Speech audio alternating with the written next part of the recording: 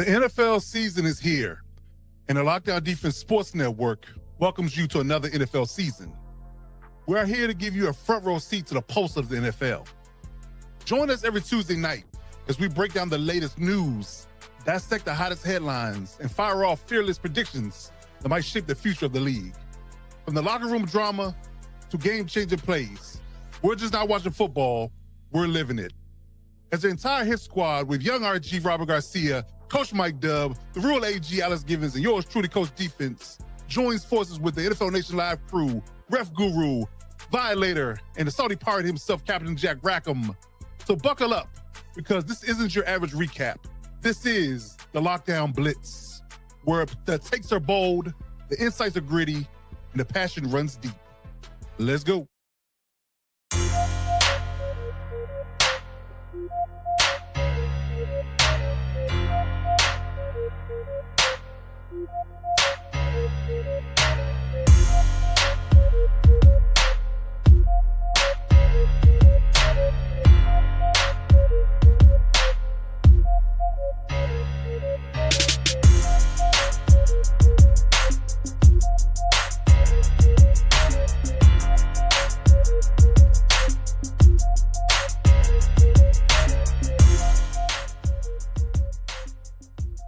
To all my heavy hitters and lockdown defenders, welcome to the Lockdown Blitz.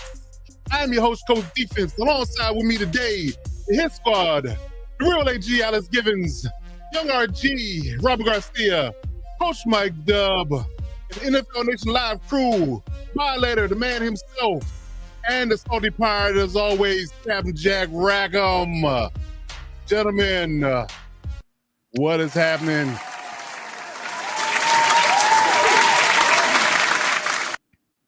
Indeed. We are here. Week 10 is in the building, man. We are getting right into the thick of the NFL season, man. And as we said for the last 5 weeks, we don't know anything. we have no clue. Still holds true. Still don't know anything. Nothing's pertinent, but there's been a lot of trades today that could push some needles in a different direction, but depending on who your team is at this point in time. The Colts made moves, the Jets clean house, Dallas made moves. It's a lot of moves being made out there. So we're going to talk about exactly what happened with the trade deadline. We're going to talk about the Steelers. We're going to talk about the Colts. We're going to get a lot of things to talk about today on this NFL Nation Live and Lockdown Defense Sports Network simulcast. So, gentlemen, let's go around the room real quick. The real AG, Alex Givens, welcome back, good sir. How you feeling? What's happening? What's going on? Feeling good, man. Excited to be back after my little hiatus. It's nice to be back with the hit squad and the boys, talk some ball and all this craziness that's happened. And we'll just breeze past what happened Sunday afternoon. Right. On my end. Next week, we won't breeze past it, but Indeed. Okay. All right. The young Padawan himself, young RG. What's going on, good brother? How you feeling? Oh, man. Feeling about as worse as you can feel following a victory. Right. I know, right? Indeed. Yes. It's somber news in all those victory week for us and coming out the Titans victory, man. But yeah, I would almost argue I would deal with a loss better than do the loss. Right? I'd have matter took the L. We kept alt, but that's we kept all. Yep. Yeah. Absolutely. But you got to deal with it. You got to deal with it, man. So, cool, Cat. What's going on, brother? How you doing? Happy to have you in the show. Raiders Phyllis as well in the chat. We'll see you out there. Coach Mike Dubb, you are definitely on the summer train with us too, man. Our condolences first and foremost, man. We all love Jaden and we all are praying for his speedy recovery, man. But it's a rough week for Commanders fans. So we know how you're feeling, but give the fans out there your bird's eye view of what's happening over there. I mean, like you said, it's been a rough week. It's been a rough last 4 weeks, here in Commander Land. But if it's one thing we're used to, it's not living up to expectations on the field. So sad to say, we've had the experience like this before. But no, I say all that to say we're okay. We still got a bright future. We might have to pivot a little bit, but we're okay. We'll be all right. All right. I love the optimism. The show. I love the optimism. Violator man himself, good sir. How you feeling this day on this lovely Tuesday? Feeling great, man. Recovering from an active weekend. And, I got no voice, so pardon me if I rattle like a tin can, with some marbles in it, but that's all I got left, man. Yeah, I understand. Captain Jack, good sir, how you feeling? Welcome back. You feeling better this bright week in week 10? How you feeling over there? Not bad. I don't know if I got a chance to tell you guys that because I begged out the last one, not because of that horrible loss in Kansas City. I know you guys were thinking that. It just wasn't that. It was all the travel and all the different things that come with it. And I was just friggin' shot mentally and all the other things. So I'm a little bit up. I got a chance to see Wayne for about a minute and a half after the game. Okay. I wanted more, but it's like he's busy, I'm busy, and all this other stuff. But I love being here. So don't ever take it for me not being here. It's because of, X, Y, and Z. There's actually some reason why I was just spent. But I'm glad to be here, like the baby maker up there. Wait, let me get, up there. Did you know, like I said, I got you 2 pins from that game. So your baby, and you can remember baby's first Chiefs game was an annihilation against some silver and black team. But hey, we got plenty to talk about here, so let's get to it. I'm here, and I'm feeling better. I love it. Yes, indeed. So as always, in the ceremonies we do when we get the show going, Ref is not here this week. He is here in spirit. He is doing this travel business and all that good stuff, handling this business, his personal life stuff going on. So we're going to jump the show off with our normal segment. We got a lot to talk about here, man. It's going to be a good one this week. We're going to start our show with our normal segment of Hit Squad Headlines.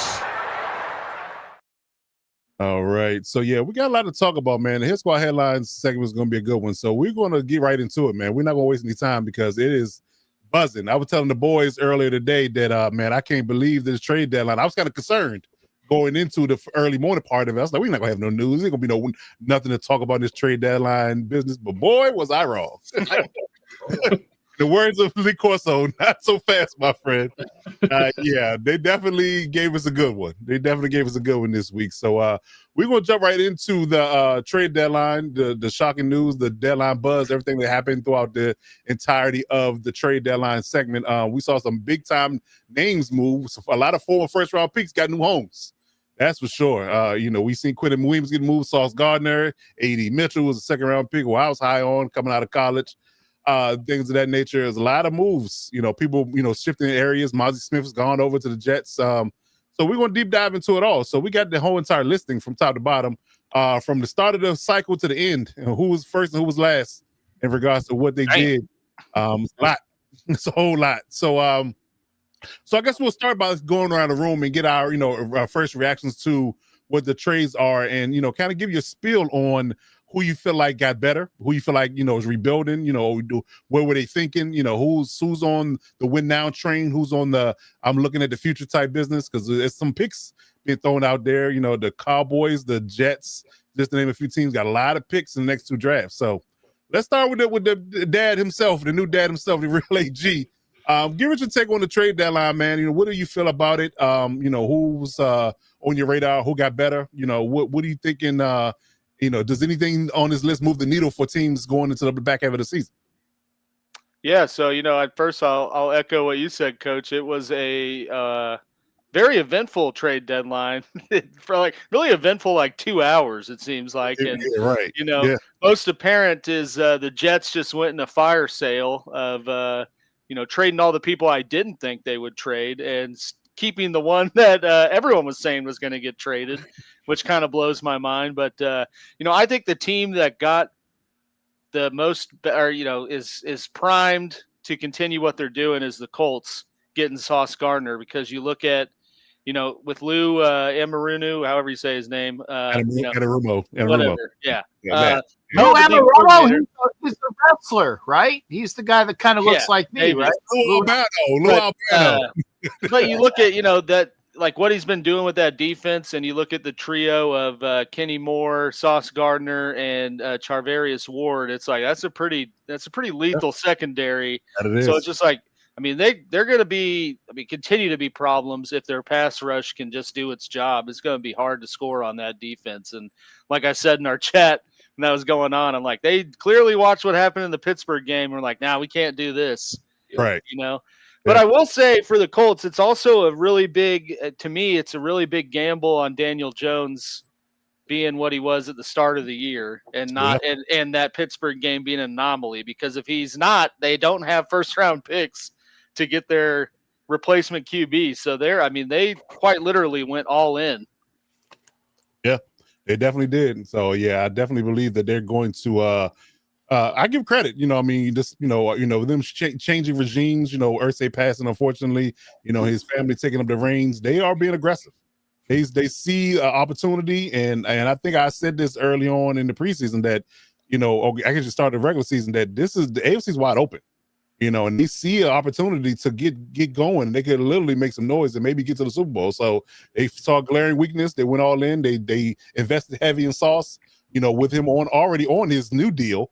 They're okay with paying him that big money, and they just like, okay, we got a weakness here. Same thing with the Rams. The Rams did the same thing. The Rams knew they had a weakness at corner. They went out and got Roger McCreary. So I'm liking those two team chances from my perspective for sure. Definitely that. Captain Jack, what did you like about the trade deadline? What caught your eye? Purely, like you said, the Jets did the fire sale. They got what? Now they got like 2 1s, and they're stockpiling for things. They did the best of all of the ones that I saw quickly. In between all my medical appointments, and I throw that out there because it really is an excuse, but it is the truth. The best thing that happened today at the trade deadline was that I finally was made true that the Raiders got rid of a locker room cancer for a 4th and a 6th round pick. Better than what people were saying we were going to get. Well, just let him stay. We'll get a 4th round pick for him. No, we got a 4th and a 6th from the Jaguars, from the team. It was kind of like we were showcasing him for the Jaguars on Sunday. And I guess they liked what they saw and said, yeah, you'll do better with a quarterback that has long flowing hair, kind of like Captain Jack throwing you the ball. And so they did.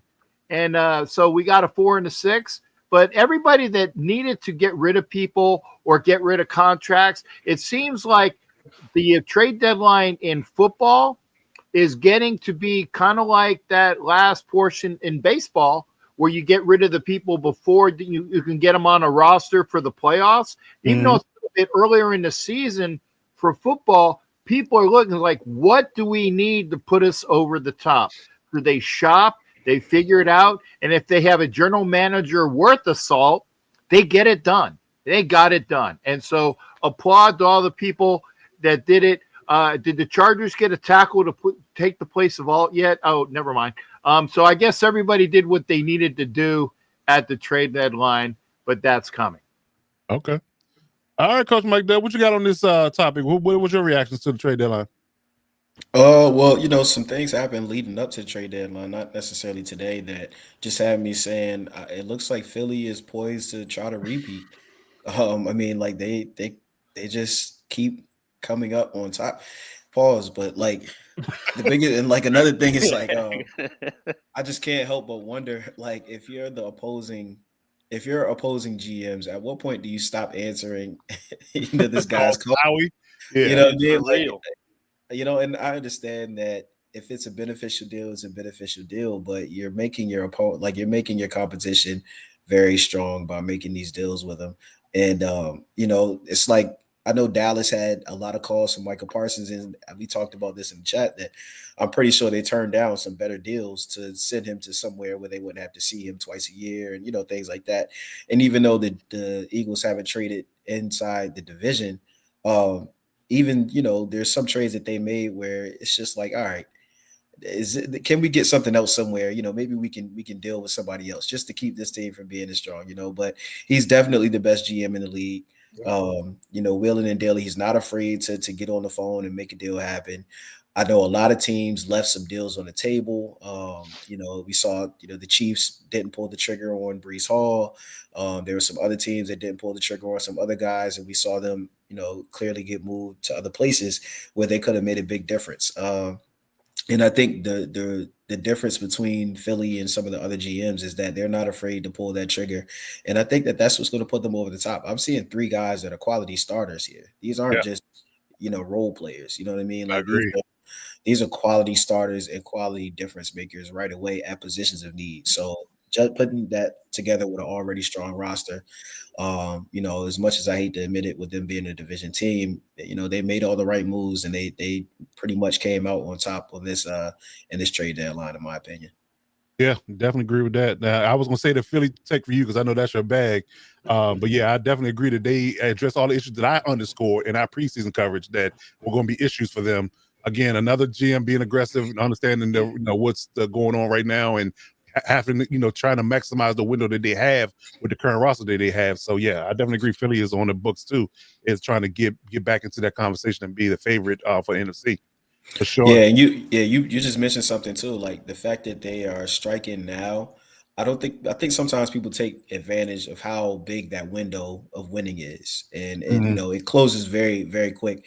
They recognize that this is their window. They have about probably 2 to 3 years, and they're going to try to maximize it. They're not happy with just one ring and done. So yeah, shout out to them for making the moves, Wheeling and Dillon, and getting themselves the best roster possible. Absolutely, for sure. I hate it. Yeah. I'm sure you're right. I'm sure you do. I'm sure you do. Me too. You can't keep getting away with this, man. I'm just saying. Between Howie Roseman and the tush push, that got you in your feelings, AG. I know. I get it. I understand. Young RG, good sir. How you feel about this trade deadline outside of the top of that list? I won't get it. Yeah, we don't want to talk. We can focus more on the bottom one. I like that one a lot more. But I agree. Love that one. Honestly, I'm gonna go on a kind of like a loser side of this, who I thought really lost this trade deadline. I really think the Dolphins really botched this trade deadline. They had so many more pieces that they were able to move, and they could have easily gotten some day 1 or 2 draft picks for. And I think that they're just holding on to something that is far gone. You're nowhere near your division. You're nowhere near the playoffs in the conference. And considering the AFC is extremely wide open this year, this would have been the year for you guys to, try to make some noise. But, the quarterback and, so many other things of that team, I really am shocked they didn't go the fire sale route like their divisional foes, the Jets, did. What are the Dolphins right now? 2-7? Yep. Yeah, 2-7. I mean, their season's just done. terrible.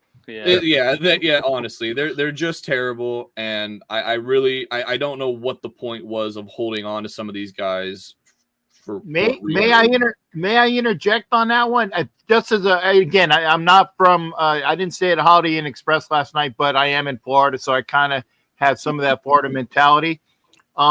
Is it possible that because they fired their GM, they're in the search for the GM, they have McDaniels there, that they have to have a semblance of a team, that they kept some of those players for somebody to either take the job to begin with, and they can't just fire sale everybody? I mean, that's the only thing I can think of, is that if you keep some of the pieces that are actually worth the salt, because you're shopping around for a GM of the future to come in, and or because McDaniels is gone at the end of the year, that they have to have something to show. They I don't know, something to show. But I'd argue too, it's almost just as appealing to say, hey, new GM, look at all these draft picks we have. You can pick your guys and build your team and not have some other dude's garbage. And you want to make those trades before the draft approaches because you already want to have your plan going into it with those picks in hand. You don't want to have to get them on the fly and be like, all right, what are we doing? You know, but they don't have a GM for that yet. I understand that, but that's the point of getting the picks now for the new GM that does come in, because then at that point the GM that comes in is like, all right, cool, I got these picks. Here's the vision that I got for us. It's almost like with a team like that's picking one. It's like, oh, hey, head coach, you can pick your quarterback that you want. Why don't you come coach for us? It's like that same analogy almost. It's a salesman mentality. Sales pitch. Yep, there you go. Yeah, so I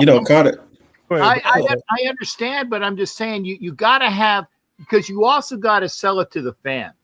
And granted, the Miami fans, I mean, when you go to a Miami pick a team game, it's normally at best, this is at best for Dolph fans, it's 40-40-20. 40% Dolphin fans, 40% of the other team's fans, and 20% empty seats. And that's one of the things in South Florida that you have to deal with, is maybe that they had to sell something to the local populace to at least keep them interested. I'm just saying, I know how Miami is, and I think if they would have just, and I get where you get capital for the new guy, but A, you don't know who your new guy is yet. B, you got to have something to show the fans to believe in, hey, we got this guy, not Joe Shit the Ragman, and a bunch of picks. That's the only thing that I can think of as to why they kept a semblance of decent players. I'm just doing the opposition side. I actually did look for something to talk about on this show. I get to play devil's advocate. I get that. I mean, I think the most appealing thing for a new GM or coach, for that matter, is to have cap space for flexibility to sign people you really want, and draft capital so you can get young players, so you don't have to spend top of the market dollar for every position that you really think is important for your offense or your defense. So I think that having more flexibility rather than being strapped, because like prime example, let's take the Chargers for example. Ortiz had to work magic that first year he came in because they were in cap hell. They had a bunch of heavy contracts. He had to jettison all of that and still get fill a roster. So having that stress of that versus dealing with the flexibility of having a $50 to $100 million in cap and high draft picks and multiple high rounds, I would much rather deal with that than deal with the drama of having to clean house when I get there finally. By the way, I'm glad they screwed it up. Okay, so don't get me wrong on that. I listen. I'm not gonna file with that either, but it's a dysfunctional organization. But I do believe that if you were trying to set your new GM up for success, that's what you should do to give them flexibility to kind of work their magic versus having a bunch of guys already in house who the coach might not like, the GM might not love, things of that nature. And they were shopping. They shopped Jalen Phillips. They traded him. They were trying to shop Jalen Waddle potentially, and a few other guys, Bradley Chubb. So they were in talks. They just didn't make any deals to RG's point. So I just think they missed, to him at his point, they kind of missed the mark. They could have cleaned house and essentially with a 2-7 record and just started from the ground zero. Yeah, ownership there sucks though, guys. So you have to. That's part two. That's problem one there. Yeah. Sure. I was gonna say the other thing too with the fan base is they are very split on Tua right now. Half of the fan base wants him gone and traded. Half of the fan base wants him there for the long haul. So I think it's more 80-20, want him gone. But it probably is. Yeah. I know. Okay. Well, yeah. Dub, did you have something to add on this? I know you was going to chime in. No, I was just going to say, I think taking it a step further on Captain Jack's point, I think maybe the fact that they don't have a GM probably, aided in the fact that they were a little hesitant to make some moves because they didn't have somebody whose full-time job is to evaluate these picks or not only evaluate these picks, but kind of will and make these deals. You know what I mean? You can put it on your head coach, but they're game planning for the week. So they can only, look at trades, a certain amount of time. You got your owner or whoever else, your scouting department. But normally this is the team have assistant GMs too. I'm sure they do. I'm sure they do. And I don't know how much, every team is different on how, how involved they are in it. I don't know if this was the situation with them or whatever it is, but I don't know. I just, because I agree with RG that they probably should have ended up where the Jets were, and they could have been the Jets of today. For them not to be that, I just have to ask the question is it because they didn't have a GM? Is it they were kind of caught off guard? We're preparing for this deadline coming up, whatever it is. But like you said, they've been in talks. For whatever reason, they didn't pull the trigger. it could be a multitude of different reasons. So who knows? Thanks, Coach. I appreciate Coach Mike having my back because all you other bastards hate me. I know you do. Cut it out. Just cut it out. We don't hate you. But anyway, I mean, again, that would lead into the incompetence of the organization. Why you fire your GM before the trade deadline? Right. Yeah, I agree. Well, they knew that going into the season. They knew that 2 years ago. So why are you gonna wait to the trade deadline before you get rid of them? That's kind of crazy too. So that man caught on to that. You know how some teams do that to like kind of light a fire under the other teams, the other players and staff, light a fire on them by moving somebody of that ilk. Yep. So I mean, they're just chess pieces anyway. I'm surprised they didn't do a double deal and get rid of McDaniels and the GM at the same time. All together. Same thing. Yep. Yep, coach, GM, anybody got anything to do with this debacle that we're in now? Yeah, all you Tua. Yeah, right. We're firing Tua. Right. Just firing. Maybe just throwing in the white towel and like, hey, this season is a wash. Let's start over. Just send them home with administrative leave. You get home, sit home with pay while you figure it out. Yeah, yeah, for that kind of thing. Yeah, that thing. But yeah, to go around the room finally, Violator, what you got on this trade deadline? What stuck out to you? I was mainly keeping my eye on Jacoby because I kind of knew he was out already. He'd kind of fallen out of favor with management, so to speak, even though he was like a model teammate. But once he said he wanted to be gone, in our locker room, I know they're just like, if you don't want to be here, get the hell out. So, but secondly, I'm amazed at how many defensive players were moved around like chess pieces. That's a great point. You see Dallas and you see the Eagles. Like Coach Mike said, the Eagles are making a run to repeat again. And Dallas, they know they screwed up getting rid of Michael Parsons. So now they're trying to fill the gaps with like bringing in a Quentin Williams, who we got to see in another 10 days. Terrifying, man. And also Logan Wilson from the Bengals. So they're stacking that defense in layers so they can possibly make a run because their offense is kind of clicking on all cylinders right now. Yeah. Even though they got dismantled, what was it, last night? Monday night, yeah. By the Cardinals, no less. It was I didn't watch it. Thanks, Disney. But yeah. Thanks, Disney, for not letting us be able to see it because our YouTube TV didn't have ESPN or Disney channels. Oh, you guys didn't see it? I saw it on my plane ride in. Oh, good for you. Good for you. Disney kept their deal with Southwest, but not YouTube TV. YouTube TV of all people, right? Greedy bees. There you go. Exactly. Actually, it was the local New York channel, so that's why. There you go. I heard people say they're trying to get out old antennas for old TVs to watch the game. That's crazy. Put that fall on it. Put that fall on the end now. Yeah. Wrap it back with that TV. See what happened, right? Oh yeah.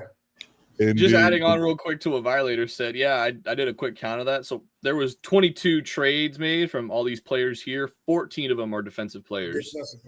So that's wow. Interesting to think about.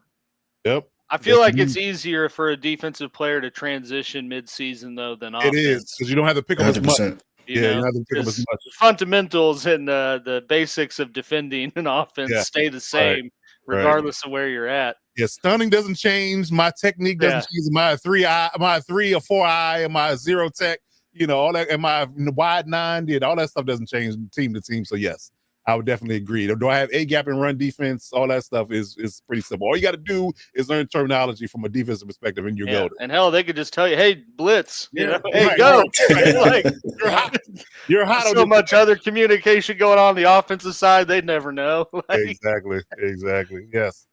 Yes, yeah. Round it up for me. I share y'all sentiments on a lot of things in regards to who's trying to go for it all. I think the Eagles, the Colts, for sure. The Rams, from my perspective, from my own personal benefit, because I said they were going to the Super Bowl. I think they're in it. Getting Roger McCurry, I love that. That was a sneaky pickup by them. It was kind of low hanging under the radar kind of deal. Look out for Seattle too, man. Getting Rashid Shaheed in that offense. We're already with JSN playing practically the best receiver in the league right now. That deep threat. Yeah, that deep threat and having him, be the number one and having Sheed take the top off people's defenses, that's gonna be a problem. Sam Darnold just Horton just had 2 touchdowns. I was gonna say to me, Yeah. the Shaheed move tells me they're a little concerned about Cooper Kupp and his Oh health. yeah. Oh, yeah, You know? definitely. His injury and his age is probably their concern. They don't want to have any drop off of their offense, and they got multiple tight ends that are balling. You got Arroyo Elijah and Arroyo. Gardner. Playing well as from They got a solid offense. You do. those two nice running backs too, Kenneth Walker. and you don't and even Zach use them Charbonnet. to a large degree. That's a crazy thing. We don't see Charbonnet and Walker get as much carries they have in the past. So Wow. it's Well, one more. With Darnold balling out like this, you almost I'm kind saying. of don't want to take it out of his hands. That's a fact. Yeah. That is a fact. So yeah. Another one I thought was good was and maybe sneaky one was Keon White to San Francisco They needed with that. Michael Williams going down. Yeah, they needed I mean, that. I thought he was like cheap for Yeah, right. he's pretty good. I mean, he's a pretty good edge rusher and like uber athletic and really quick, like has all those traits a lot of teams value. So Mhm. I thought that was a definitely agree. sneaky move too. Yeah, I agree. know And the what guys was- they're developing as well. I think they're going to be a nice little tandem, and they're going to make San Francisco more viable as well. I agree. Mm-hmm. You got Violator? Another sneaky one to me was you guys picking up Odafe. Yes. Oh yeah, early. Oh, yeah. Oh yeah. So Well, it's a little Yes, less sneaky now with Right. with how he's been before. yeah, right. But I'm just saying, in hindsight, but that's to give more quarterback pressure off Agreed. the edge, which Agreed. And we're going to need it. in this stage of the season, that's what most teams are setting up. That's why you see all these defensive players moving around. Agreed. Piggybacking off that, I think it was a very even trade for the Ravens and us too, because Lloyd Gilman's been playing very well in Baltimore, and that Right. defense, Yeah. not to say that you can correlate them playing well since him getting there, but the numbers have improved since he's arrived. So take that for what you will. Thursday didn't he get a strip fumble? Like got like forced a opening fumble. yeah. Yep. So, Yep. I think very rarely do we see 1-for-1 deals between teams, and we could look back at it like, I think that was a very even trade. Yeah, agreed. I bet you guys were thinking or hoping that Tennessee would have traded Draymond Jones before that Yeah, game Sunday. yeah. Why did y'all, because people tend to, when you want to trade somebody, you tend to sit them out the game before, right? Yeah, they just let him feast. Right. And it's like, just go have a day. That'll up your trade stock so we can get rid of you on Exactly. Tuesday. Yeah, They saw our O line and they're like, hey, we're gonna up this draft capital we're gonna get. Yeah. right. Yeah, you went from a 6th to a 4th. Conditional Oh, man. fifth. Yeah. Exactly. But yeah, it's definitely gonna be some difference makers on this list are gonna change the outcomes on this coming Sunday, because I think all these guys are gonna be eligible to play this coming Sunday if they're not on the bye. So I'm looking forward to seeing what Philly's gonna look like. I think they got a Monday night game coming up. It's a big one. I think they play the Packers, if I'm not mistaken. That's gonna be yeah, you're gonna be there, right? You're gonna be there, right, Cap? Indeed. So yeah, Jair Alexander. Nobody talking about that. Him going over there with him and Quinyon Mitchell and what's the other name? Cooper DeJean. Yeah, that's a heavy tandem. So yeah, it's a lot here. And honestly, truly, I still don't think they're gonna screw it up. But the Jets didn't do themselves from a personnel perspective. They didn't do bad for themselves. All the draft capital they got, and they got players back. Only they really down as a corner, because they got Mozzie Smith back in the trade for Quentin Williams, which is great. And I was arguing between them two in run stopping ability, it's pretty even. Quentin Williams is a better pass rusher, but Mozzie Smith is a really good run stopper. And they got AD Mitchell to go along with Garrett Wilson, so that's a better for room for the other quarterback is going to be there going forward. So you got two weapons, and you got Mason Taylor as the tight end, so they got a nice young core still. But again, it's the Jets, so they'll likely screw it up, because we were in this conversation before with Breece Hall's class. It's Jermaine Johnson, Breece Hall, Sauce Gardner, all those guys. They gotten all those picks in the first 2 rounds of that draft, and guess what? They traded almost all of them. So if you don't hit on the quarterback, you can get everything else perfect, and it will not matter. It does not matter. You're absolutely right. Oh, we know that, huh, Cap? We know that. Yeah, we're living that right now. Yeah, we don't know nothing about that, man. No, not at all. I never thought I'd see the day where you guys actively wish for Aiden O'Connell back. Like that's where we're at. That's where we're at right now. With that old line that we got, no, I don't, because he wouldn't last 2 games. Yeah. Good point. Yeah, good point. I'm gonna say, no, with our until our offensive line gets better, Johnny Unitas, Dan Marino, Y.A. Fiddle, friggin' the guy that played for the Browns when he won all those for the Otto Graham. Yep. They couldn't stand up behind that offensive line. They would get schmacked. So, yeah, AOC 12 would be decimated behind that line. No, I disagree there, brother. And I'm surprised he didn't get traded today either. I was kind of Yeah, that could be like a sneaky move. Yeah. That's true. That's true. Indeed. Okay. Because he definitely doesn't fit our scheme nor the system at Gotcha. all. Gotcha. Okay. So anything else from the trade deadline perspective before we move on to our next topic? I think just emphasizing what you said about the Jets. Can't wait for them to screw it up somehow. Somehow. And I hate to say this because you want to believe that the owner does not have that much influence. You want to let the GM, the coach, and the personnel group do their jobs, but it always comes back to that. Jerry Jones, they always seem to, kind of be in the conversation, but they screw it up somehow. The Jets screw it up somehow. Cleveland screws it up somehow. It's just a vicious cycle, man. They're just It cursed. it really is. So, Like no one's been successful in New York in a really, really long time. Long time, yeah. right. Indeed. Too much pressure there. That's that part. Yeah, that part. Maybe it is the big city. But your name is name it. Yeah, name it. That's it. And he That's guarantees it unless your name is Yeah. nobody.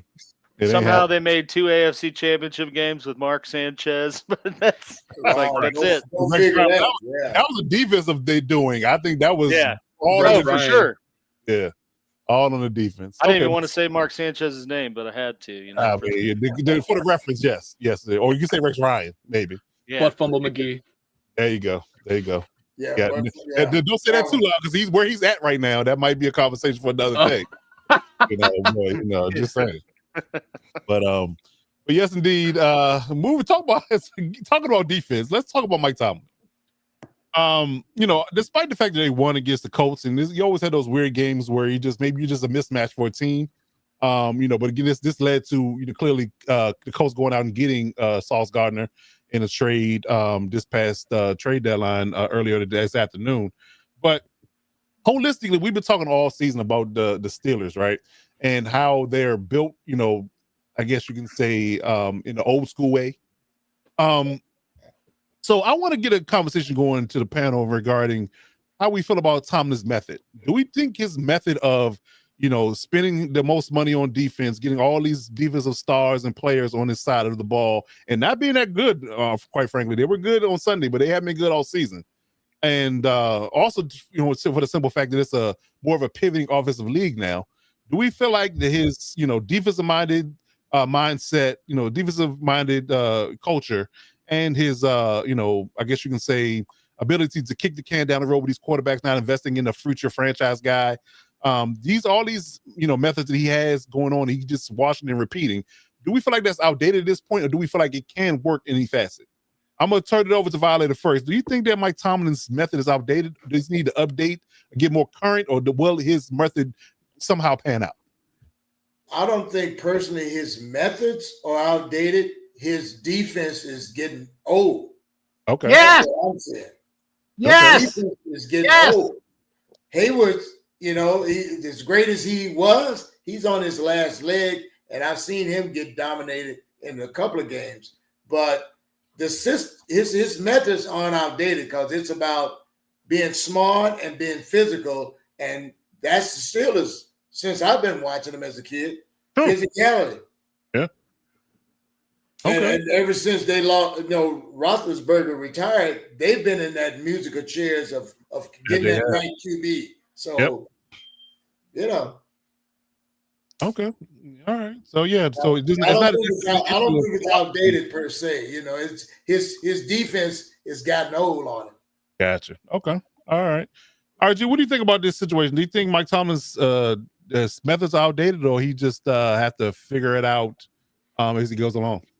Yeah, I'm kind of with Violator on this one. I don't think that he's necessarily outdated. I mean, Mike Tomlin, regardless of what you think of him, he is like probably a top 5 coach, and he's probably on that cusp of the 5th spot. But what I mean by that is he stayed top 5 consistently pretty much since he's arrived in Pittsburgh. Yep. And so they, because of that, have just been a cornerstone franchise. He's He got that Super Bowl early on with the roster that Cowher built. So I feel like he is a good coach, but he is, and maybe Steelers fans will maybe agree with me on this one, he's not good enough maybe now to get you over that hump, but he is nowhere near bad enough to where you are going to be in a position to draft a quarterback. And I think that's what's really hindering them from having a true resurgence under Tomlin, is they've just been kind of picking up scraps at QB basically since, like Violator said, since Roethlisberger left. Right. And Roethlisberger those last 3 years was not good. Not good. No, not good. It might have even been less than a shell. I mean, it was rough to watch. So I think that's just as bad as it sounds, they really just need one season where they just tank. And they need to do it in a great QB draft class. And then that way I would 100% trust Tomlin to rebuild the defense around him. You'd have to bring in an offensive coordinator, like a McDaniel. That would be a fantastic hire for the Steelers in the offseason to bring in, an offensive minded guru like that. Pair him with a young rookie QB. So I think it's not so much on Tomlin. I just think that the Steelers are trapped in this purgatory of we're not bad enough to be good enough again, if that makes sense. Right. It's called mediocre. You're right there in the middle. Yep. Yeah. I'm glad you said that, G, because I was going to bring that up if nobody else didn't. I think, and I heard Mike Tomlin say this verbatim, so I'm not just grasping at this when I come to what I'm saying. He told Chase Young when he looked at him for the first time when he was a rookie, he said, I never want to be bad enough to have to be able to draft a guy like you, meaning that I don't want to be drafting in the top 5 or top 10 to have to go after a guy of your caliber because I don't ever want to be that bad.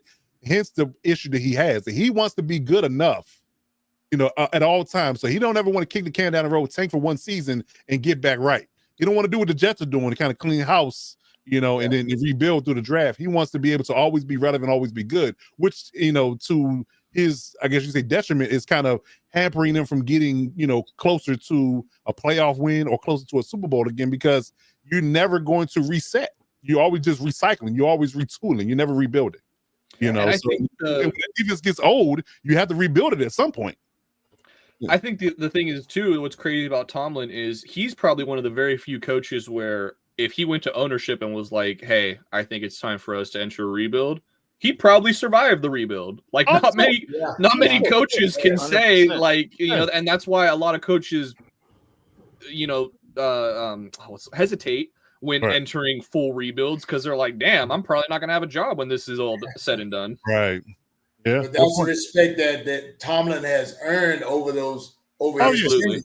Oh, yeah. Absolutely. And the Rooneys are extremely loyal. Let's be real. Oh, yeah.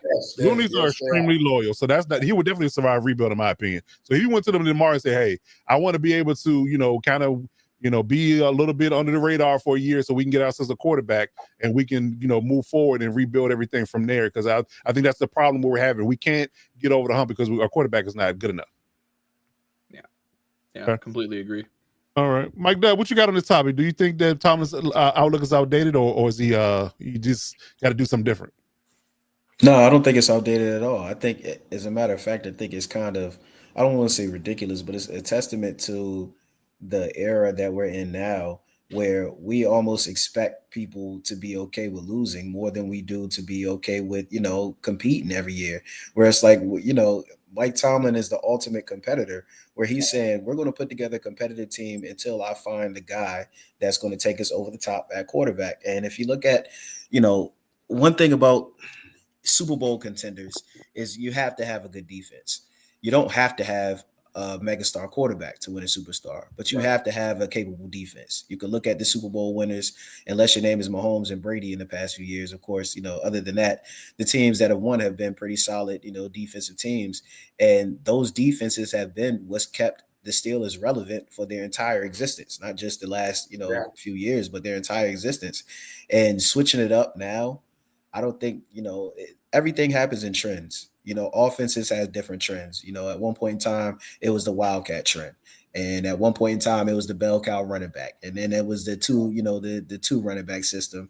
And there's all kinds of trends that come and go. But what stays the same is dominating defenses will always give you a chance. Yep. No matter what. There's always, and that doesn't matter if it's the 70s, the 80s, the 90s, whatever. You can always point to one dominant defense that competed for a championship.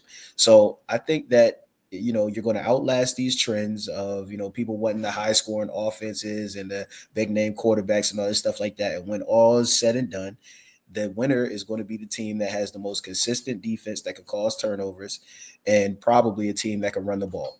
Right. So those would be things that I would probably see him going to invest in. Now, I'm probably a little bit more surprised that he hasn't invested a little bit more in the offensive line to, get because that could have been Justin Fields could have been the answer to them if they would have had, the Jets offensive line and, Justin Fields and that running attack.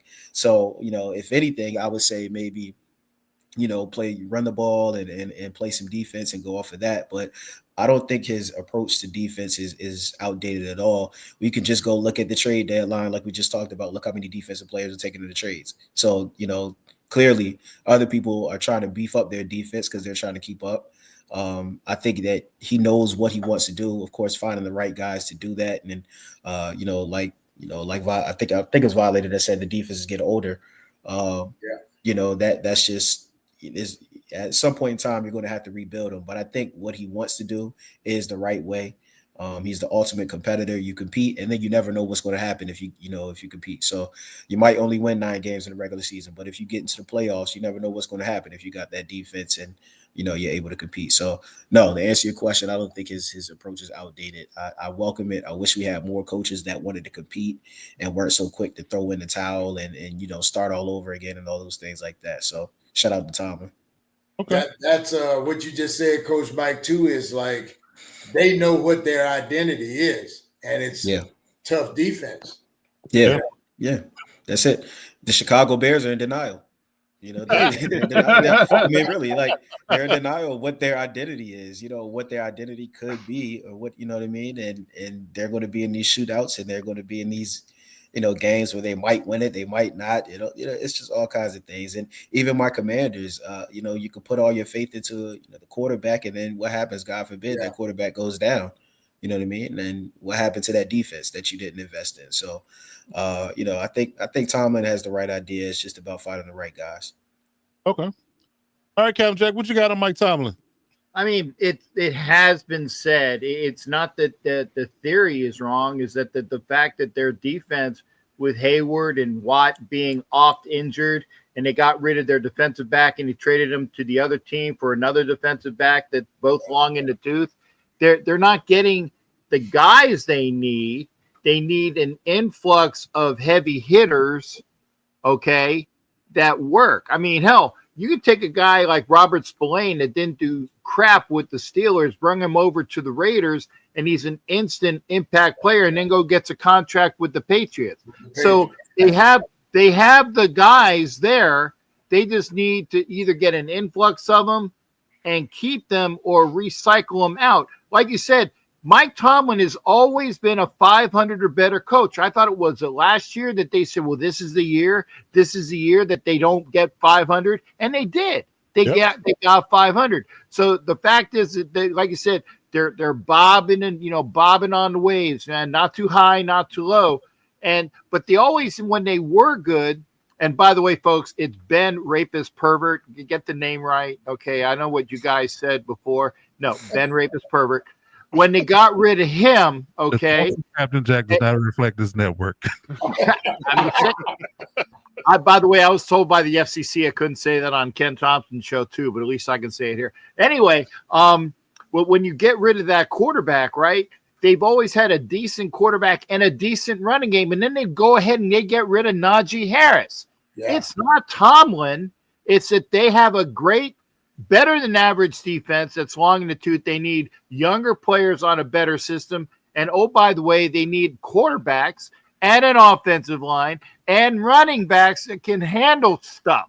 Until that happens, it's not Mike Tomlin's fault, and that's why he has the longevity, because the Rooneys know that they got a champion coach in their system. Okay. All right, AJ, what you got on the topic? How you feel about Mike Tomlin? Yeah, I guess unfortunately, I went last because RG kind of took the words right out of my mind. In that, My fault. I don't think no. I mean, I guess it's just obvious, right? Like it's not. I mean, he's routinely successful with regardless of who they're putting out on the field, and it's almost a blessing and a curse because they're never going to be bad enough to find their guy of the future, so to speak. So they have to kind of do it like the way they've been doing it, and trying to build around whoever's going to be their QB. Because I mean, I will say, like, they have taken offensive linemen the past few drafts. They just haven't really panned out. They took Caleb Johnson, who they don't want to use, or they just figured out he can't play. I don't know, but yeah, I mean, I don't think it's outdated. It's just they're always going to be competitive with him as their coach, and the scheme he puts in and how he gets the team to play for him, and that's not really a bad thing, but I guess in today's NFL climate, that can be viewed as a bad thing when you have teams that are almost like Dub said, like take pride in losing for the hope that they might be really good in a year or two. Yeah. Well, nobody said it, so I'll say it. I think that Mike Tomlin is a great coach setter. I think he's a great leader. I think he gets the maximum effort out of his players. And, I think everybody can agree on that he understands when guys aren't good for the organization in the locker room, he just moves off of them. Your Chase Claypools, your Antonio Browns, Le'Veon Bells, all those guys are just, when they feel like they're bigger than the team, he just moves off of them and just, keeps the morale high in the locker room. He keeps the guys, and subsequently keeps guys that are good leaders, your TJ Watt, your Cam Hayward, and guys like that, keep them around as long as possible because they're good for the locker room. With that being said, I think the only, I guess you could say, black eye or I guess you could say misgiving that I have about Mike Tomlin, and y'all know I'm a Tomlin fan. I love Mike Tomlin. He's one of my favorite coaches. I think the only thing he has a blind spot on, and I can speak this from a defensive coordinator perspective specifically, is that sometimes in certain places, defensive coordinator coaches or defensive-minded head coaches have a blind spot for offense. And I think that he needs to find himself a really good offensive coordinator and just let him have it. I think he let him pick his O-lineman, let him pick his quarterback, let him pick his weapons, and just let him have that side of the ball. You focus on the culture, the management of the team, and the defense, and let your offensive coordinator, because if you look at the offensive coordinators he's chosen in the past, 5 to 10 years especially, they all been, cast-offs and hadn't worked in other places and subsequently not really working in Pittsburgh either. You're just benefiting from being relevant because your defense is so good. If he had a play caller like a Mike McDaniel, I think somebody mentioned earlier, or somebody that's really good at the offensive side of the ball and really innovative, I think it will be a totally different environment. I think it will really be a threat in the AFC rather than just be teetering around 500 if they did that. So I think that's the only thing that I feel like he needs to do is get more modern when it comes down to the idea of his offense coordinator hires. So if he hires an offense coordinator that has, his pulse on the current, givings of the offensive minds of the play callers in the league, then that might be a way that he can kind of get over the hump and get to the point where they can be more relevant. But at this point, in this juncture, if he keeps kicking the can down the road with this particular, Arthur Smith and those guys, then I think he's going to be at the same, results. Being in the conversation, barely making the playoffs, 9-8, 10-7, whatever the case may be. But he's never going to be a serious threat in the AFC for my money. So, any other thoughts on Mike Tomlin before we move on? Yeah, I just think. Oh, go ahead, Cap. Go ahead, Cap. I'm going to say I know Raider fans that wish that they had this iteration of Mike Tomlin, and I think Ed Winchell said it best. Is like he can relate to these players. I'm not saying that Pete Carroll is in over his head. It just seems that Pete is not meshing well with the players now, whereas Mike continues to mesh with the players. We'll see how that pans out. Right. I was just going to say my only thing. Oh, my bad. Go ahead. I'll say real quickly with Tomlin. I think the question you have to ask yourself if you want to let your coach go is how quickly will he be picked up after he's let go? Tomlin will be swooped up instantly if he Oh, gets let okay. go from Pittsburgh. Oh, So yeah. there is absolutely no reason why. And for the fans that want him gone, you do not know how good you have it. Let me tell you. That's for You sure. don't know what you got till it's gone, man. You know? Sometimes. Yeah. So yeah, I definitely agree with that. Yeah, and on the converse side of that, if he left Arthur Smith go tomorrow, I don't think anybody's gonna pick him up. That Hell no. that lends to the idea of He's who you had, have. he's had his chances, you know. He did. Yeah, I think it's But over for that. I was gonna say I look at Tomlin and the Steelers situation kind of like RG. I think's used this, you know, looking at like the Bengals making that one Super Bowl was the worst thing that can happen for them because they're like, oh, look how we made it with just these offensive players. Let's just spend money on that and we're good. Whereas here it's like Tomlin consistently being successful or above 500. The front office feels they don't have to be as aggressive to answer some of these roster questions because it's like, whoever we put on this team, he's going to get to play for him and they're going to be fine. I mean, I think this offseason was the first time we saw him be somewhat aggressive in getting, you know, DK and Jalen Ramsey and then paying him. But I mean, in years past, we haven't seen him do that. It's just been like, hey, we signed this QB who's on his 7th team and he's going to be our guy this year and we'll figure it out. If not, we'll just put, you know, our backup out there and he'll figure it out. I would too. Right. Gotcha. Okay. Oh man. All right. So we'll see how things roll with the Steelers going forward. I mean, they are 5-3, so they're not like dog water right now. But you know, they lead that division. yeah. But the Ravens are creeping. They had a good season coming back, so they're creeping. So they got to see them too. So we'll see how things go. I think that's going to be the test when they play the Ravens again. What's the test going to be when they face them and how they're going to perform against that team? Because they blew the Colts out the water, but you know, laid an egg the week before that. So it's just odd. It is odd with that team. And the team hadn't lived up to the expectations of having the highest payroll on defense and not playing like a top 5 defense. That's another problem I have. You know what you just said though, Coach D? It's you hear that word parity all the time. Mm-hmm. Either from players' age or players' contracts.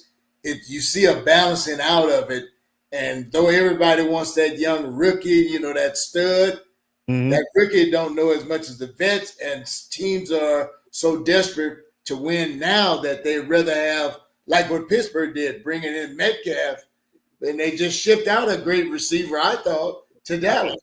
Yeah, but he was a pain in the locker room. So that part, yeah, that's the thing. That is the thing. So yeah, we'll see how things go, man. But yeah, I'm interested to see how they finish the season. That's for sure. All right. So moving on down the line, let's get into one of our favorite segments, and we call "Do You Believe?" This is a good segment here. There's I guess you can say one of our hottest segments in this show that we've started here recently on the pod. It's a segment that I have that I create questions for the guys. Now, they don't know the questions beforehand. I give them all the script and everything like that beforehand. But this particular segment, they have no clue what I'm going to ask them. So I have a set of questions for everybody on the panel. And we're going to get their literally, first time, real time reactions from them and how they feel about these particular questions I'm going to give them. So let's start with the real AG. I got a question for you, good sir. This is going to be interesting to see what your take is on this one. So floating over to the NFC. We haven't talked about the Packers much and that loss that they had, another ugly loss they had this week. They lost to the Browns a few weeks ago, and they seem to beat or play well against the good teams and play bad against the bad teams. I don't understand it. But there's a glowing question about who the Packers are and what their identity is as a team, right? So, do you think the Packers can win the NFC without an identity? The whole conference? Yes. No. I think they're gonna have a hard time to win the NFC North at the rate they're looking right now. Because Detroit's looking pretty solid. Minnesota kind of teetering around there, maybe because it's a resurgence with JJ in there. And the Packers are just too inconsistent for me, and their QB specifically is too inconsistent for me to put any faith in them. One, making the playoffs and having a long sustained run if they get there, just because, really outside of that one game in Dallas with Jordan Love, they looked pretty good then, but he's been so up and down that I don't see how you could have any faith in him. Yeah, that's the thing. Ed right on because I'm sitting there Yep. laughing, but he's right. He is right Yeah. because he said they can't win with an identity and with love having no faith in him. That's a problem. Yes, that defense looks stellar, but they're definitely inconsistent. I mean, you just can't drop games to teams like the Browns for starters. I'm not even off that game. I'm not even gonna get on the Sunday's game yet. I'm not off the Browns loss. How do you lose to them of all people? But yeah, that they have an issue. I mean, one week they're running the ball with Josh Jacobs going, the next week they're throwing it all over the yard. You know, Romeo Dobbs having 3 touchdowns. You know, all this stuff. Christian Watson comes back for a week and he's blowing the top off the defense. So it's weird. It really is weird. So I And they definitely just lost Kraft. Hey man, it just lost Kraft. Yeah, but RIP. that was I totally my PTSD wasn't ready for that to address that business moment. I was still mourning. But yes, lost Kraft. So I mean, that's another problem. That's another blow. That's probably the most consistent receiver they've had. So yeah, it's an issue. It's an issue for Green Bay for sure. I definitely agree with that. Okay. All right, Captain Jack. I've got something good for you here, sir. We're gonna go up to New York. We'll take a trip up to New York real quick. And you know, although there's been a lot of buzz around the Giants in regards to them making the change to Jackson Dart from Russell Wilson and Cam Scatterbo until this unfortunate injury was a revelation in their running game. But if you look at things from Brian Daboll's holistic resume as a Giants coach, he has a winning record his first season, and he's gone 2-7 through the first 9 games ever since then. Every year he's been 2-7 at this stretch of the season. So do you believe that no matter what, Brian Daboll gets fired in 2025? Well, first off, I have to stop you there, Coach, because I need to remind you that there is only one NFL team in New York. Oh yeah, yeah. Okay, and please add context to that. The They play in Buffalo New Jersey, Bills that's what he's are saying. in New York. The Okay. Giants and the They're in Jets East play Rutherford. in East Rutherford, New Oh, Jersey. well, excuse me with the semantics, sir. They call it New York Giants. Okay, I The would say, New York Giants. okay, I'm just saying. Jersey. Okay, I you- Hey, hey, if you don't want me to be a smartass, then why do you keep inviting me on the show? Okay, come on. okay, semantics king. Please give your take. Okay, Jesus. Okay, according to that team called the Giants that reside in Jersey that plays Nice. for the state of New York. Okay, no, I think that Dable will be there if their team continues to ascend with Jackson Dart. He's basically riding Jackson Dart, and I can just see a cartoon on that, you know, where you got Jackson Dart and Dable on his back, you know, and he's riding him like, you know, a guy. Yeah, like Steve Biscuit there. That's a damn good example because as Jackson Dart goes, so does Dable's future. If the Giants can continue to ascend, he can go up to his ownership and says, see what we can do with a team that can win under Jackson Dart. The unfortunate thing is with Scatterbo out, that's going to hurt them riding Dart because that was kind of like the side horse that he can jump on, you know, and that's going to hurt them. But I think, honestly, considering that as crappy as they were without Jackson Dart, okay, and what they're going to be giving Jackson Dart, I think that he's gonna ride Jackson Dart well beyond. So I'm saying he's not. What they have something. I can't. You have like I an can't, internal game to see how many times you can say Dayball's riding Dart. Look, good thing it's not a drinking game because we be drunk. Get shot every time he says he's riding Dart. Oh man! And if there's connotations there, I didn't even think of it. So if there is something, no. No, you're good, Cap. You're good. Oh, it is. You are 100% correct, though. No, you are. Absolutely And right. adding onto it, I think the injuries to Neighbors and Scatterbo have also just kind of like bought with what they've seen out of Dart. Yeah, with what they've seen out of Dart in that small sample size. I think the ownership has agreed, like, okay, Dable, you bought yourself a year. Let's see what we can do with a healthy roster. Mhm. yeah, and that's good. That's good. And as you know, I'm hoping I can answer something else, be it before 10:30, because gentlemen, I got to bust out at 10:30. Understood. No big deal. Not a big deal. All right. So I'll still have snide remarks until then. You know, I'm sure. I don't doubt that at all. I don't doubt that at all. But yes, so getting to you, Dub, I got a question for you. Now, I felt like you'd be the best one to answer this question because I think anybody else asking this question will be biased. But we've seen the Denver Broncos win a lot of close games in 2025, you know, and they've could have gone either way.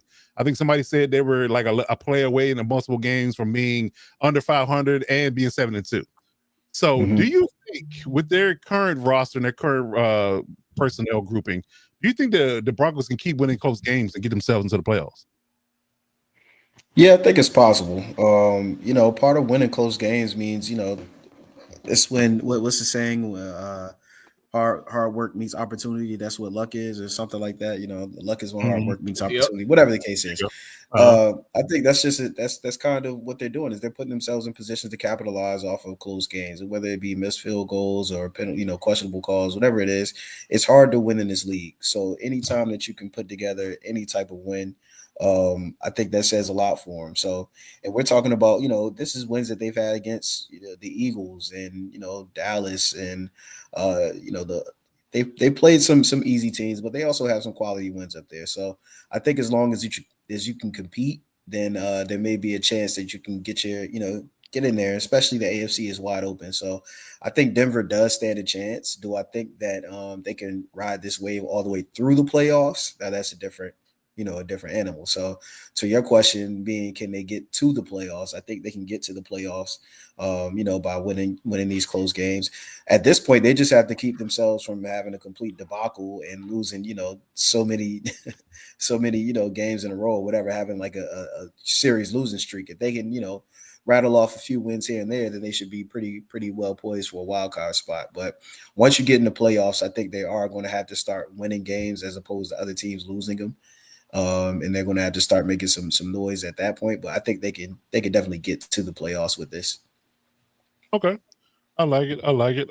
Yeah, I mean, and one of my favorite sayings in regards to what you said, when you play with skills, good luck will happen. So, you know, I think that might be it for them right now. So right now they're very skilled in a lot of positions. They got a great O-line, defense is stellar. In that regard, even without Surtain. So yeah, I think if they can you know, not, you know, I guess Bo Nix's job right now is not lose ball games. They're going to be in it. You just got to not lose it for yourself. So I think that's where it lands for sure. But those division games coming up against the Chargers and the Chiefs are going to probably tell it whether or not they're going to win the division Raiders forward. Yeah, they're going to Raiders this week, right? This week, right? Yeah, Thursday, I think, right? Trap game. Thursday. Yeah. Not expecting too much. Yeah, a game that I won't be seeing. So, I'm sorry, a game that I will actually be seeing on TV because I ain't going to Denver. Okay, I understand. Too cold. I understand. All right, cool. Good stuff. Oh, it's too cold. Then why am I going to Green Bay, Coach? Come on. I don't know. The cheese. For the vine. Yes, it is. Yeah. It's nostalgia. The spotted cow beer. That's nostalgia. why. You got to go to Lambeau at least once in your life before you die, right? But I've been there 3 times.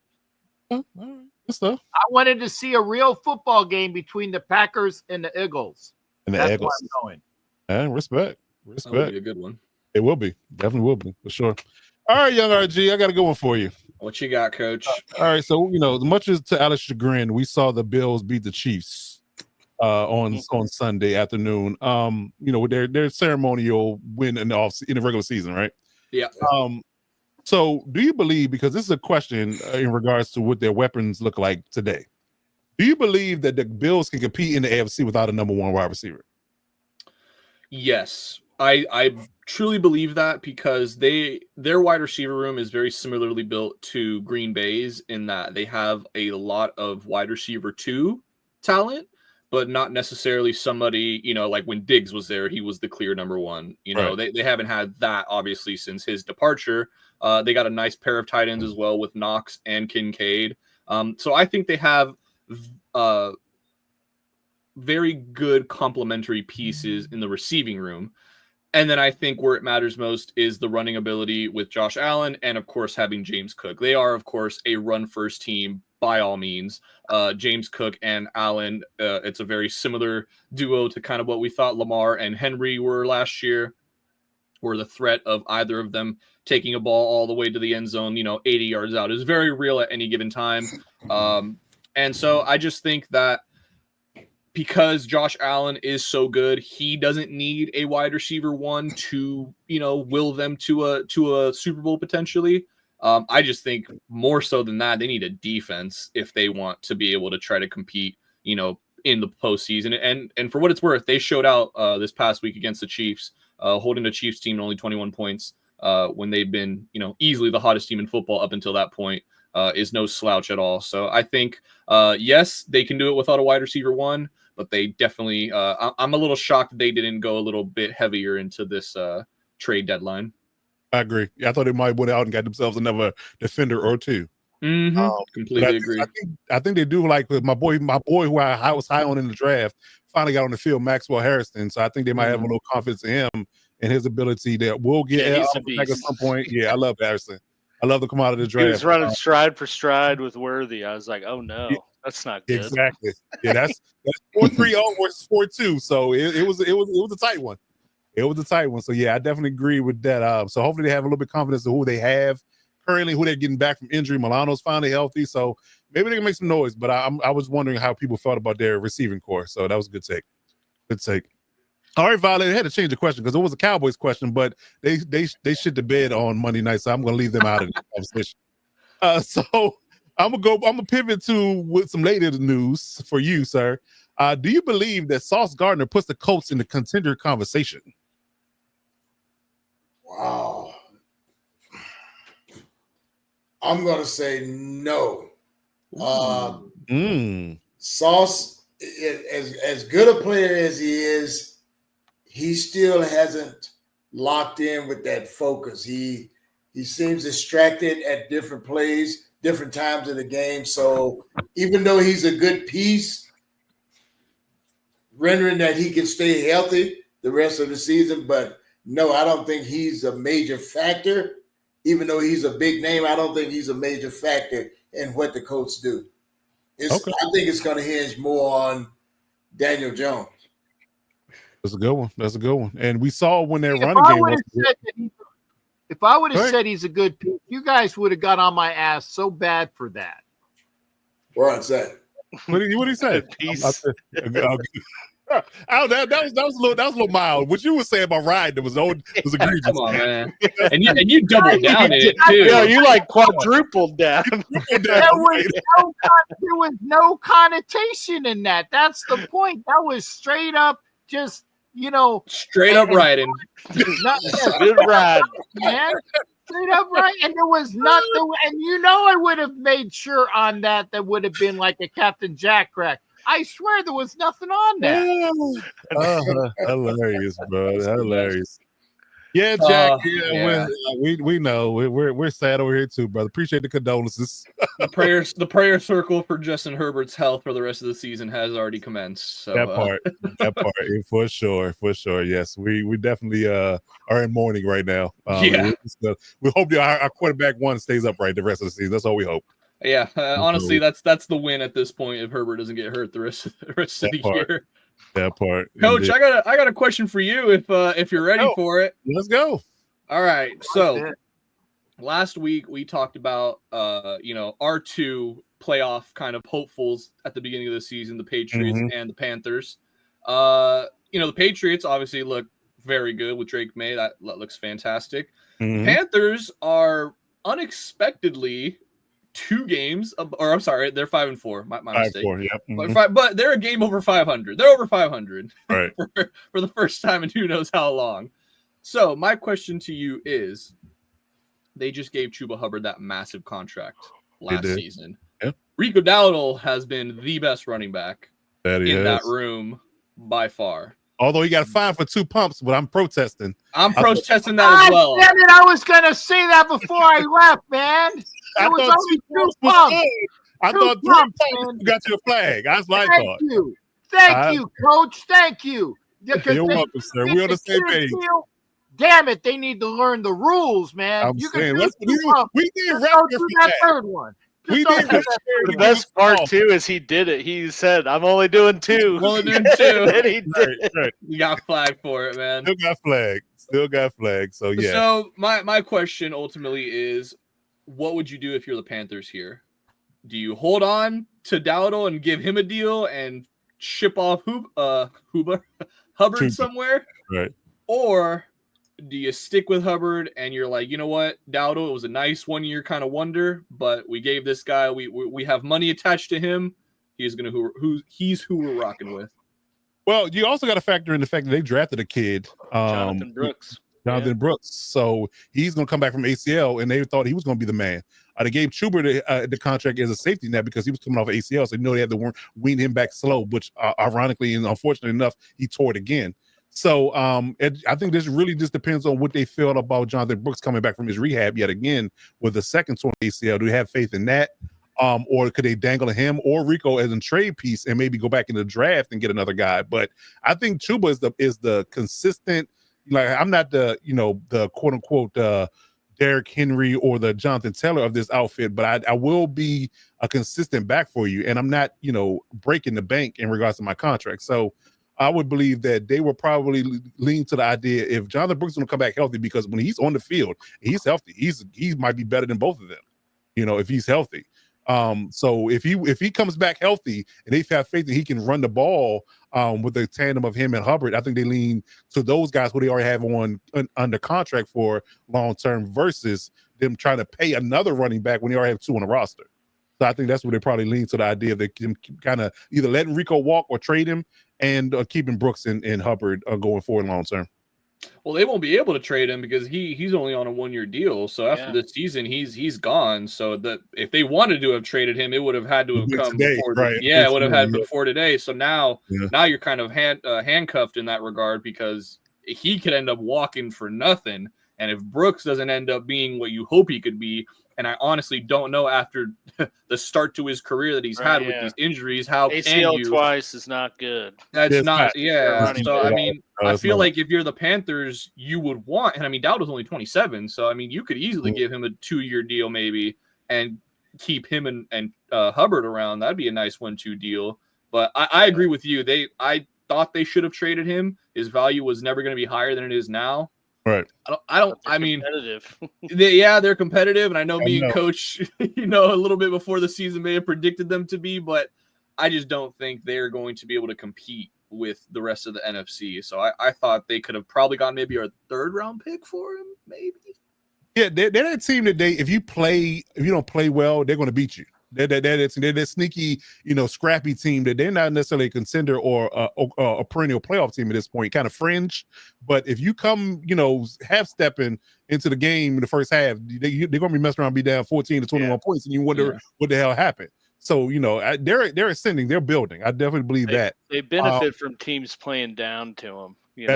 That's true. Yeah, I agree with that. So, yeah, for sure. So I think that what their decision is going to be. I mean, because they could franchise tag them. The nice thing about franchise tag is you franchise tag them, you can trade them, and the franchise tag is all on the new team. You don't have to pay any of that money. So you don't have to deal with any dead money in your cap and things like that nature. So they can play games with it if they have a suitor for them. So just not to let them walk in for free. Then they could play those type of games and trade them to somebody that wants them. Maybe they got calls on them initially. They didn't want to trade them now because they're competitive, but they want to trade them at the end of the season to the same team. They could do that, something like that. But I think that it just really hinges on what Brooks' health is. If Brooks' health is decent, I think they'll keep him and Hubbard and move on from Dowdle. But we'll see. But I definitely think Rico's balling, and his stock can be higher to your point for sure. Okay. Anybody got any Violator or Cap? Y'all got any on this for Jack before we move on about the Jacoby Myers trade? Oh, I was just reading that. To me, I would say that 4th and 6 could be some good depth guys or potential starters. And like I said, when they didn't extend Jacoby early in during training camp and the beginning of the season, you already knew that. And plus he had already put it in the atmosphere, I want to be traded. Then that gives Jack Besh and Dante Thornton. Dante Thornton, that's their time to step up and get more reps, more game reps versus practice reps. Because it's a different animal on game day. So I'm looking forward to seeing what those two young guys can do with this opportunity now and who really competes to be. Well, Brock is out number one anyway. I was just about to say they're all competing for number 2 behind Brock. Yeah, number 2. Yeah, compete for number 2. Brock is different, buddy. He's a different beast. Hey. Different man. He's different. Okay. All right. Any final words for this segment before we move on? No, we're gonna lose Captain Jack here in a second before we move on to our next one. So we'll give him his salute and we'll see him next week. But any final words? Brock Bowers is the best tight end in the league. Everybody. Yeah. Oh, anybody? Yeah, and I agree. I agree with RG. It's like look how well the Raiders' offense played yesterday in comparison. Sorry, 2 days ago. In comparison to what they did in Kansas City, it's amazing if you have a receiver that actually gives a crap and an offensive line that just blocks a little bit. Okay, if they can get that offensive line to block a little bit better and then run Genty. I agree that Genty needs to run more. I do agree with that. But you can't argue with, well, Chip sucks. That 2-point play should have been a touchdown had the guy not jumped. He was open. He just got batted. Yeah, he was open. He just got batted. Nice play call. But you know what? That was a great call, but Geno hesitated before he let the rock go. Yeah, it was a double. It was the 2 pumps. Yeah. It was the 2 pumps, damn it. The 2 pumps will get you. Yeah. You still got it off. See, there you go. You still got it off. I like it. Okay. Gentlemen, y'all take care. We'll see you next week. Thanks again, folks. All right. So let's move on down the line. Let's talk about the cover forecast. Let's get into our NFL predictions. We got a good segment here that we want to talk about. We'll probably get the chat buzzing a little bit. So, chat, I'm going to preface this by letting you know that y'all going to have some takes on this one, this particular conversation we're going to have. So, we're going to do a quick predictions on our midseason rankings of who is in our Power 5. Who is in your top 5? What teams in your top 5 and why? So, we're going to start with the real AG. Who is in your top 5? And you can't just say Kansas City, just Kansas City. You got to give context why. They're your number 1. But objectively, sir, who is in your top 5 in the NFL right now, 1 to 5? Yeah, Kansas City. No, I'm kidding. I think the best team, and they are. I mean, they did just have a bye, so it's not like we got to see them fresh. But I think the best team's got to be Philly, unfortunately. Just with, roster's already pretty solid, top to bottom. They made, solid, immediate moves to address needs that they had. Didn't trade away anyone, like the ongoing AJ Brown saga. So, it hasn't really. It's been a somewhat weird up and down season for them, but they're still 6-2 and right where they should be. So I think they're the best team, in the NFL right now. The rest of them is kind of tough to rank, from 2 to 5. So I'll just list them, just note the ones I have. But I think you got to put the Colts in there right now. Barring what just happened against the Steelers. We'll see if that was a fluke game or a return of some old habits for people. But, as long as they can run the ball, they just added to their defense and Daniel Jones doesn't turn the ball over, 6 times or whatever. I don't think he was responsible for all of them, but he turned it over a lot. They're going to be a serious problem in the NFL. They're going to be a damn near lock to win the South and then a serious problem in the playoffs if Jonathan Taylor's buzzing. I think you got to put the Bills in there. Unfortunately for me, but Josh Allen is somewhat of a unicorn and shows that they can be competitive with not really much around them as long as they have a rushing attack. And they are actually the only team in the NFL that runs like a little over 50% of their plays. So like they quite literally just run the ish out of the ball and still get it done. So, we'll see what they can do with their defense as we get later into the season. But I mean, it's times shown like they're going to be competitive as long as Josh Allen's healthy and they can run. I think you got to put Seattle in there. Yep. Yeah. I mean, because they are buzzing right now. Sam Darnold's playing like the best football of his freaking life. Their defense is coming around. They have a hell of a defensive coach. So, to some degree, I think the NFC West is open. So they could be a serious problem. Is that 5? Is that 4? That's 4.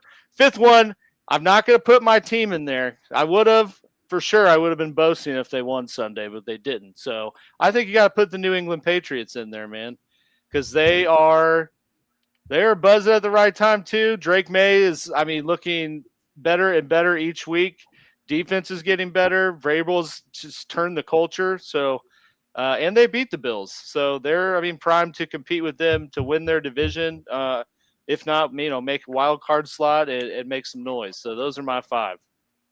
Okay, so you had Eagles. Who was your middle ones that I Eagles, Colts, Seahawks, Bills, Patriots. Got it. Okay. All right. So are you ranking them in that order? Colts 2, Seahawks 3, Bills 4, or is that why we're doing it? Or yeah, why not? Okay. All right. Good stuff. All right. All right, Dub. What you got over there? Who's in your top 5? I think AG pretty much started off strong with the Eagles. Eagles are, to me, the most talented team in the NFL right now, and they only got stronger. Defending champions, in order to be the best, you got to beat the best. So they're still at the top of the league. Yeah, so they're still at the top of the league right now. That's my number 1. Number 2, I do have the Colts. So before this past week, it was hard to find a weakness. Now, obviously they came up with a big loss against Pittsburgh, but they still been pretty consistent for the most part for the rest of the the season. So as of now, I have them as number 2. Number 3 will be the Bills. Similar to kind of some of the other teams that we talked about, the Bills, they have another talented roster. They have an identity. They've shown that they can win tough games. It's the same Bills that we've seen for quite a while, and I still trust in them. I still believe in them.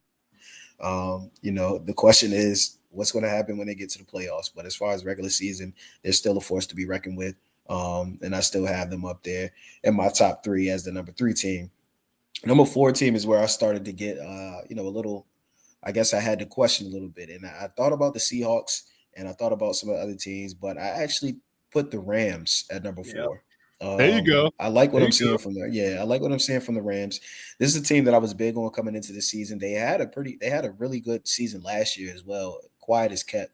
And then they came in, they added Devontae Adams. Their defense got a little bit older, and they picked up right where they left off at. Veteran quarterback, obviously, great receiving core, Sean McVay, that coaching staff. I really like the Rams, and I think that they could make a deep run into the NFC championship or into the NFC, conference. We'll see where they end up, but I like the Rams.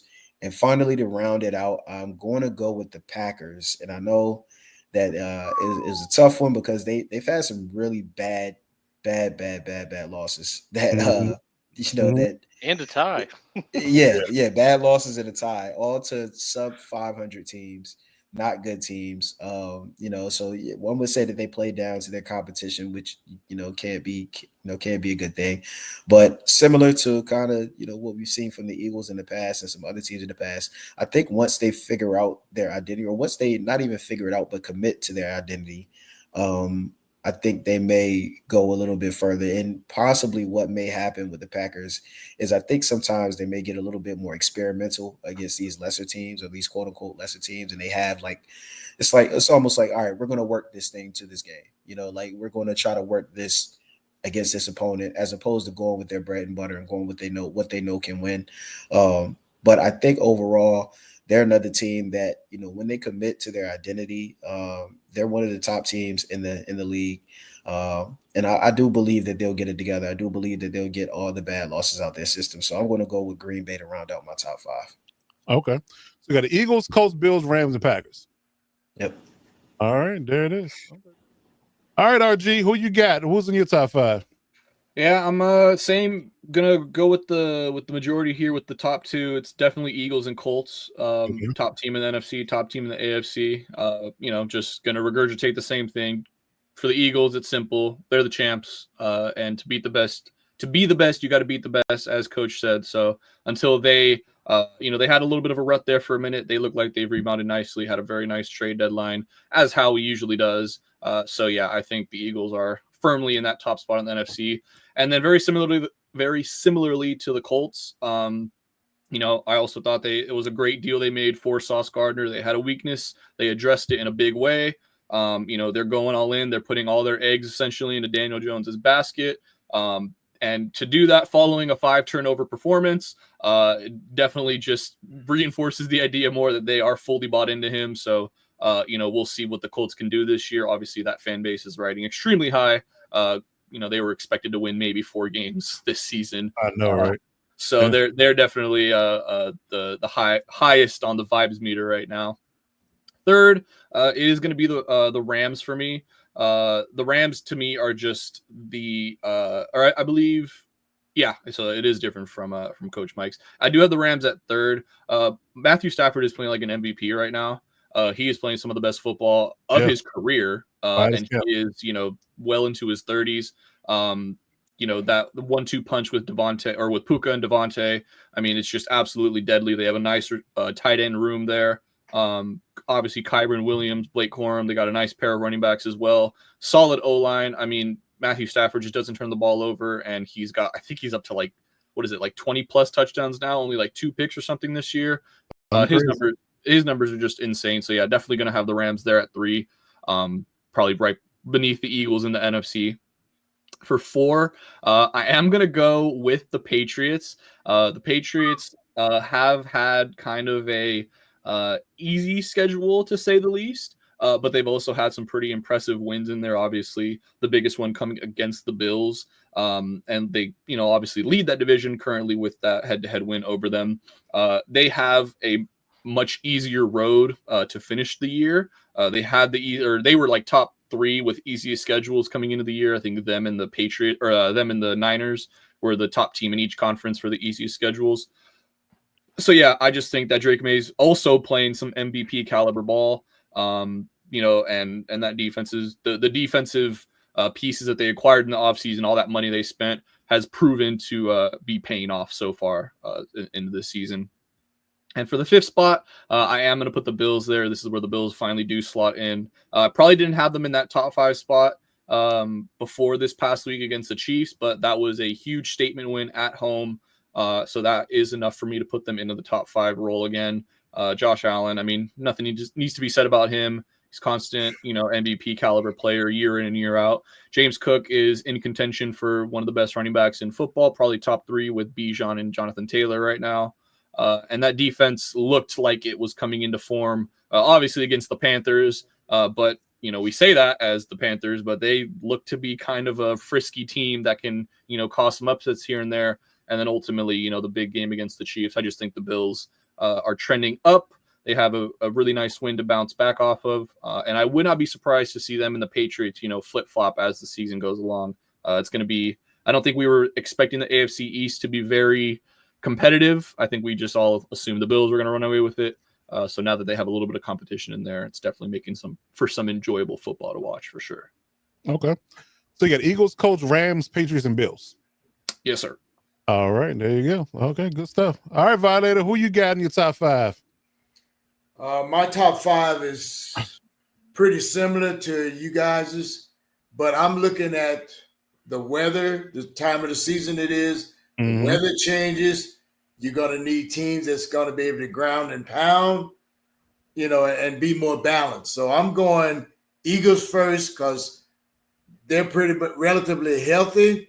They replaced some guys that they lost, so they're clicking on all cylinders to me.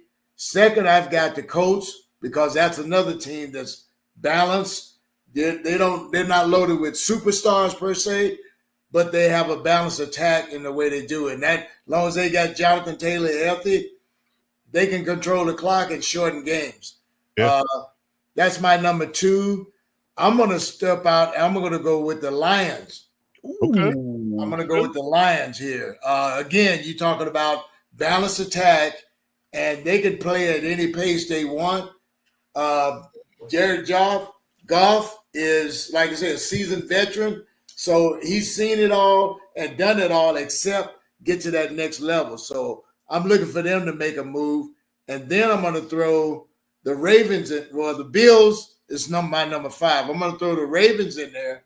Oh, Because this second quarter of the season, the third quarter, is when Lamar really kind of picks it up a little bit. And Mr. Henry is just waiting on that. Their defense is pretty solid. I like their defensive backfield, so nobody's going to really burn them too much. And then they can ground and pound it out. And as long as you got Lamar healthy, hey, the sky's the limits. And then I bring the Bills in because I question their defense when the games get tough. yeah, good point. At the end of the season, it's like something is missing there. And with that defensive-minded coach, I'm surprised that we see this season after season with them, with all the talent they put there. So, I think Oliver's out for the year, right? And Oliver? Or for a while at least. Yeah, at least For an extended time. So there's maybe a slight chance he makes. And back they with don't have Bucks. their other D tackle, Daquan Jones, I think. Yeah, They just lost another D tackle this past weekend too. Yeah. I forgot what his name is, but he was playing really well for them in absence of Ed Oliver. So Yeah. kind of similar to the Chargers there. The Bills just keep Yeah. getting hammered in one position area. And to your point, Violator, Ravens have a pretty nice looking schedule coming up with a lot of, some AFC North teams, but they got the Jets, oh yeah, Vikings. So it's like, yeah, they could make some damage. they can make some damage that last quarter, man. Yeah. And like I say, we know they can ground and pound. We know that style. Usually they end up beating themselves. And that's why I put the Bills at 5 because of their defense. They've got some kinks there. But offensively, they can put up points, but they're not able to stop people. So that's my top 5. Yeah. Jack, I did not put Denver because their offense is too sporadic. Yep. And Bo Nix looks really good against bad teams and really mediocre against good teams. Yep. They had no business. Like if CJ Stroud did not get hurt, I don't think they beat Houston.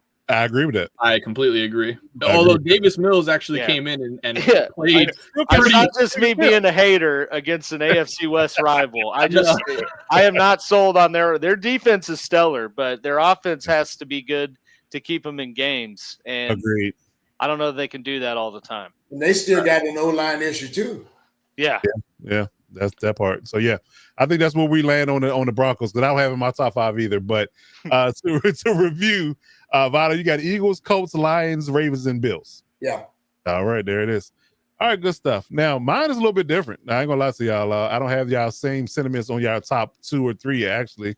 For me, I do have one to like everybody's point. Eagles are them.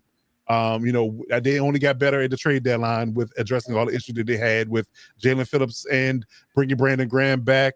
Uche's ascending. They'll get Nolan Smith back here at some point. So they're going to have a plethora of edge rushers. They went from having no edge rushers at all to having 4. So that's a win. You added to your secondary room with Jair Alexander, a wily veteran who can cover well. They're going along with Quinyon Mitchell, kind of filling that Darius Slay role from last year. So that's a win. So Vic Fangio's happy as, a pig in slop right now because, he's got nothing but weapons to use on his side of the ball. And like y'all said, the Eagles definitely are starting to figure things out offensively, with or without A.J. Brown in the lineup. They're starting to move the ball. So they're coming back and getting healthy on the O-line. I think that was another thing that people aren't addressing. They weren't healthy on the O-line. Landon Dickerson was in and out. They have injuries here and there. Some people were banged up. So I think them getting everybody healthy at this particular juncture in the season, this is the time you want to be healthy. You don't want to be banged up. You want to be healthy at this point. In that rough stretch, I think the Eagles are definitely 1 for me. 2, I got the Rams. I'm riding with my pick, and I think that is very apropos at this point with them getting Roger McCreary because they saw what A.J. Brown did to them in that one game that they did lose to the Eagles. They do realize they needed to address the corner, they need to get better at that position, and they're really, really good everywhere else. RG made a point. They got dual threats in the wide receiver room, tight end room, and running back room, and his Hall of Fame ex quarterback and Matthew Stafford. Their O-line getting healthy, Havenstein and those guys have finally come back. So their O-line is fully healthy for the first time this season. Their defense, their front seven is just ridiculously lights out and good and young. Jared Verse, Brandon Fisk, Kobe Turner, all those guys, they're just stellar, man. I think they are going to be quietly good and shock a lot of people who come down the stretch in this back half of the season. So that's my 2. 3, ironically enough, nobody said it, including Alex. So I'm gonna say the Chiefs are still 3 for me, and this here's why. Because when I balance or when I put these teams against each other, I still think that a completely healthy, O-line for the Chiefs especially can still go head to head and beat a lot of these teams on my list. With Patrick Mahomes, with Andy Reid, with all the receivers they got, they did play a bad game on Sunday, yes. But they were missing their left tackle for one. And we all know the remedy and the formula to beat Patrick Mahomes. When their tackles are shaky, you pressure the hell out of him. He isn't allowed to do those magical things he can do with the football. Yeah. And that's where it becomes the issue for him. But if you can't do that, or if they have a solid O-line, they still are viable. So I'm still putting, in a head-to-head playoff matchup with experience, I'm still going with giving Patrick Mahomes and Andy Reid credit to be my 3rd team. Because I'm looking at it from a playoff matchup perspective, I still think they can go far. For 4 for me, I got the Bills right behind them for psychological reasons. I mean, if they face each other right now in the playoffs, it might be a different animal, different ball game. So I'm going to put the Bills slightly below the Chiefs, especially with that defense having questions and getting guys back. And then 5 for me will be the Colts. And I'll put them in late because they weren't in my top 5 until they got Sauce. When they got Sauce, they bumped right back up into my top 5 because having Sauce Gardner definitely answered that one question that they had in the secondary because they were bottom 5 in pass coverage before they got Sauce. And that was due to a lot of injury too because Tre'Davious Ward was hurt. So they only legit only had one corner. So now everybody's healthy. So that trio with that secondary group and that safety group and their front 7 having depth and dominance in that front 7, they definitely got to be in the top 5 for me with that defense now. So I definitely think they will. So I think somebody brought up the fact that they're going to win the South for sure, and they definitely should make a play in the AFC playoffs. So I'm going to put the Colts at 5 for me. So I got Eagles, Rams, Chiefs, Bills, and Colts for my top 5. Who'd the Colts replace? Good question. I erased it on my sheet here. What did they replace? Let me look at the thing real quick. You got Seahawks. You got. No, that's who it was. Seahawks. Oh, it was Seahawks. Awesome. It was Seahawks. Yeah, I'm glad you said that. It was Seahawks. Absolutely, because I had the Seahawks there because again, with that defense, my God, whoof. Sam Darnold playing that defense, and they just got Shaheed. So I mean, it's even worse. So it was a tight race. It was a tight race, but I think if I had to measure the trade, Sauce moves the needle for the Colts more than Rashid Shaheed does. Oh yeah. For the Seahawks. So yeah, I definitely think Jonathan Taylor also just elevates the Colts. Yeah, absolutely. Absolutely. So yes, I definitely believe that. But it was close. Seahawks and Colts are definitely dipping each other's heels for sure. Yeah, I think we're all pretty similar because I got Chiefs are my 6th team. They're right there. I still think you can't ever. Shut up. You can't count them out, dude. Until they have a terrible season. And that's why I put them in there because you can't count them out. If you put them in the playoffs with all the other teams that we named, they come out on top of a lot of those matchups. We have to be honest. I think the only way I didn't want to say, well, Cap's not here, but I know what I would say about that Chiefs-Bills game would trigger him. But for Mahomes got pressured the most he ever has in his career in that game, and they still only lost by a touchdown to the team that's supposed to be a powerhouse. So to Coach's point about Mahomes' magic, they were getting pressure on him, like you pointed out, the most in his career, and he was still making it happen. Yeah. I mean, he didn't throw a touchdown. My fantasy team really took a hit on that one. Yeah. That's just the level that guy plays at, and everybody's looking for one of those. Yeah, exactly. Improvise on the fly. To me, I call it he plays backyard football. Yeah, a lot of times, but it works though. It works. People do it; it don't work, but that works. I mean, hell, they had some plays where they just didn't even block Joey Bosa and made it look like Mahomes was going to roll, just messing with him, and just because of what he does, Bosa froze. Only a couple times, but people getting mad at Bosa too. You don't know what you're doing. What are you doing there? What's your job in the situation? The Chiefs are a very well coached team. They know what they're doing here. They've been here time and time again. That's for sure. You know, we were talking about Tomlin and his system. Well, you never question Andy Reid's system because it doesn't matter who they bring in there. They fall right in place. They learn that system, and then he mixes that system up. So you never, they're smoke and mirrors. They give you one thing and do totally the opposite, man. There you go. Okay. All righty. So any more addendums to the top 5 before we move on to games of the week? No, sir. I also want to mention this is power rankings currently. These are subject to change, of course, as injuries and things transpire throughout the season. Absolutely, for sure. But yeah, for as mid-season, as it says, mid-season power rankings is not full on. Because once it's into season, KC will be at top. Don't worry. Oh, about here it. we go. Okay. All right. So let's get into games week real quick. We got some good ones this week. It's going to be some really good matchups this week. So if you got plans for this weekend, you might want to cancel them because the football is going to be prominent on Sunday. For sure. So to start off, I guess you can say the games of the week, we got the Patriots going to Tampa Bay, as Cap called them, the fake Pirates, to face the Buccaneers on bye week. Yeah. So we got the Buccaneers being favored in this matchup, although the Patriots are flying high right now. What they 5-6 game winning streak at this point? Mm-hmm. So they're flying high, and the Buccaneers coming off a bye, so they're favored by 2.5. So what do you have in this game, Alex, in regards to who you think wins and why? I think this is the toughest one, in my opinion. The closest matchup of the ones that we're looking at here. Mm-hmm. And you know what? And maybe this is a little biased for one of my fantasy teams, but I'm gonna ride with the Patriots winning in Tampa Bay, making it 7 straight. Okay. So you had to pull in the upsets, but being an underdog, I like it. Okay. Yes. All right, Rock Maye, man. That's him. That is him. He is him. Who you got, Dub? I got the Bucks. It's definitely going to be a close one. I think the fact that the Bucks are at home, I trust their defense, to come up big. So yeah, I'm gonna take the Bucks in a close one at home over the Patriots. Okay. All right. Yeah. The degenerate gambler himself, Young RG, who you got in this matchup? Yeah, I'm taking the Patriots in this one, man. I know the Bucks are at home, but they're still kind of reeling off some injuries. They are coming off a bye week, though, but I just think the Patriots are riding way too hot right now. And for a Bucks team that isn't fully healthy, I think Bucks fully healthy, I'd probably take them in this matchup. But I'd probably going to go with the Patriots here and give me the points since I'm taking the Patriots to win straight up. So I'll take the plus 2.5. Oh, like it. Okay, good stuff. All right, Violator, who you got in this matchup? I got Patriots also, man. I just think their offense will put up enough points, and that improved young defense will give Baker Mayfield a hard day at the office.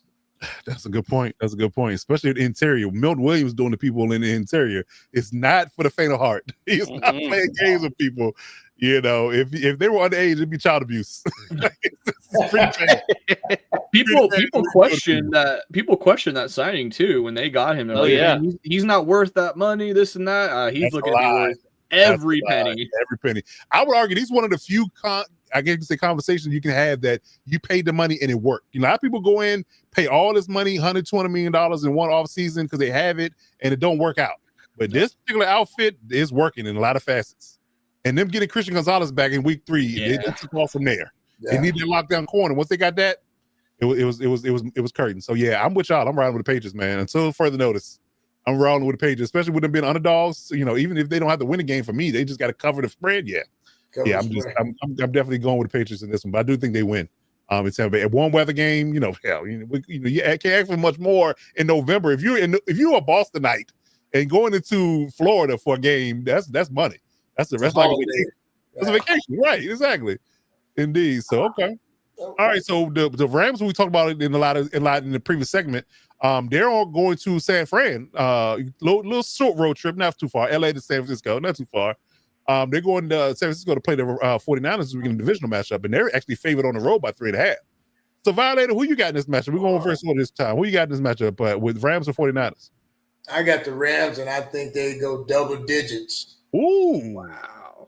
Ooh, that's brutal. Yeah, the 49 fans are gonna like that. We got a few faithfuls that watch the channels. They ain't gonna like that at all. They ain't gonna like that at all. But the Rams whopped the floor with the 49ers. I'm with it. All right, y'all. Who you got? Yeah, I'm taking the Rams here, but I'm staying away from these points. That points- Divisional game, yeah, Niners yeah, are at it's- home, and the Niners, they just make a habit of staying in games when they have no Yeah. business being in them. So Right. this could very well be the Rams probably could cover last second maybe. But I expect this game to be nip and tuck the whole way through, but I Yeah. still think the Rams win, but stay away from the points here, y'all. I like it. I like it. You heard it from the betting man himself. So if you're a betting man, listen to that guy. He knows what he's talking about. All right. Coach Mike Dell, who you got? Rams or 49ers? I got the Rams getting their revenge. The Rams lost to them the first time in a tough They did. overtime game. They did. And I think that's left the bad taste in their mouth. So a divisional game often splits. I don't see the Rams, sweeping them in a divisional matchup. So I'm gonna go with the Rams in a close one. I like it. Okay. All right, AG, who you got? Yeah, Rams, and I think they taken the over on this one because they're regardless. Mac Jones, Brock Purdy, they're gonna have a bad day. Rams defense is on a hot streak of getting, I think, at least 4 sacks a game. The past 4 or 5 games, they're like top 5 in both pressures and sacks. I mean, that's they're gonna get after the QB, and like Mike Dub said, have a little sour taste. Maybe Kyron has a little sour taste from his fumble. But I think they get a win. Now, big boy matchup in this one that nobody's talking about. Jared Verse versus Trent Williams. Pay attention to that. Oh, nice. Jared Verse's side. That's Jared Verse's side on Trent Williams' side. So they're going to go at it all night. That's So gonna who be a wins good- that matchup might be the delineation, but I'm going Rams. I'm riding with the Rams. I said they're going to the Super Bowl. They're going to shock the world. So, yeah, I'm riding with the Rams in this one and the points. Why not? Why not? All right. So, we don't really want to talk about this from RG's perspective. Can we Sunday skip over this one? We Sunday night football, so we got to talk about it. So I cringe to put it on there, but it's a primetime game, so we got to do it. So Steelers are traveling to LA to face the Chargers this week, and the Chargers, ironically enough, is favored by 3.5. I don't know. I how. cannot believe that. I truly I don't know can't. how, but they're I favored. think it's 2.5 now. Well, yeah, Yeah, that could be. makes I'm gonna look up sense. the schedule right now, see what it is. But It was But 3 still favored. earlier. yeah, Still favored. right. Yeah, who picked that line? But I don't know. But yeah. So who we have in this one, AG? Who you got? Steelers or Chargers? I'm gonna go Chargers, man. I think they bounce back a little. Not really bounce. Like I know they had a win against Tennessee, but I think bounce back with protecting the football, getting back to kind of running through the running game and get going. And I think it was a little bit of an anomaly for how good the Steelers looked last week. I think Aaron Rodgers kind of comes back down to earth a little bit. I got the Chargers winning, but I do think it'll be a close game. Okay, fair enough. All right, Deb, who you got in this matchup? I got the Steelers. Simply because I think that the injuries may start to come back to haunt the Chargers. This is a game where that they could get pressure, and that could be the deciding factor. So I'm gonna go Steelers. All right. Yeah, what you doing over there, RG? I'm gonna ask you just for sake of asking you, but man. tell me what you got. So I'm going to try to be as non-biased about this as possible. Okay. I really am. FanDuel has the line at 3 right now. Now the line is 3, -3 for the Chargers. -3 at the Chargers. Okay, and if that's the case, I 100% would take Steelers +3 because worst case scenario, you push with a Chargers last second field goal win. Right. And that's very well, that very well has a chance of happening. But yeah, I truly do not know how the Chargers are favored in this matchup. TJ Watt is going to be wrecking shop on that O-line. And we kind of talked about it, Coach, in our Electric Shock preview video and review of the Titans game, Mhm. that the next couple of D-lines the Chargers are going to be facing, or DNs, particular players, they are looking at this O-line like it's time to feast. Yeah. So it's going to be, to Rick's point, if the Chargers O-line can just give Herbert anything, I really like their chances in this. I feel like one thing that makes the Steelers very good is their ability to turn the ball over, and that's ultimately when their defense is at its best, is when they're forcing turnovers, a la this past week against the Colts. So I think and Herbert's obviously, he's been unlucky on a couple of these tip balls, but he's thrown some question marks for some interceptions this season. So as long as the Chargers don't turn the ball over, I do think they can win this. However, purely betting aspect, non-biased, take the Steelers plus 3.5, plus 3. The money is to be made there on that line. If the Chargers are going to win this, it's going to be a very close fought battle. Got it. Okay, good stuff. All right, Violator, who you got in this matchup? Steelers or Chargers? I got Steelers here because just on the defensive pressure that they're going to be able to generate. Aaron Rodgers could get hot. You know, he's got receivers, but they've been kind of heckling and jiving as far as their chemistry, but they could open up at any time. But I'm going with the D-line, your TJ Watt and company in this game. I got them in a close one. Okay. All right. Well, I'm banking on the idea that Greg Roman is going to try to run the ball inside against his D-line that has been, you know, up and down, and do it and really open up the short pass game. Does not allow for the pass rush to really affect the Herbert in a large way. And staying ahead of the chains will be paramount for the Chargers. Not getting behind to the second and third longs where they have to hold the ball longer to get the ball that deeper down the field. So if they can do those things and hold up, and I think the pass rush can get after Aaron Rodgers, we definitely is a bright point with having Mack and Ode in the lineup now with Thule. So I think that pass rush is improved. So if we can pressure Aaron Rodgers, they don't run the ball a lot or run it well. I think that we got a shot in this game. It's just a matter of who's going to control the clock. We can control the clock and keep them off the field, and we can run the ball and get our short pass game going. I think we can win. But again, to the points, you know, if it's a push for the 3, I think at this point, I'm gonna ride with my team. But it could go either way, in my opinion. What you got, Coach, RJ? I just wanted to emphasize your point there about time of possession. Chargers currently lead the league in time of possession. Steelers are last in the league in time of possession. So If that is the case, then I'm definitely riding with the Chargers for sure. Yeah. Yep. You also mentioned that their running game ain't great. Their passing game ain't great either. The Steelers are 30th in the league, I think, in terms of yards per game. They are just over 300 yards per game. It's like 300.3. So to your point, this is probably going to be a very defensive matchup. We mentioned it too. Also, shameless plug, Electric Shock Pod. Make sure you check it out for all your Chargers content. When the Chargers play the Steelers, it is very much one of two games. It's either going to be a shootout, or it's going to be, 30 combined points or less. Yeah, It is never, but it's always close. These games are always close with the Steelers, regardless. Agreed. Okay. All right, so we got that done. So the game of the week will most likely Monday Night Football, assuming YouTube and Disney get their life together. We can all watch this game in peace on Monday Night Football. Yeah, I said it. Manifest. Again. Yes.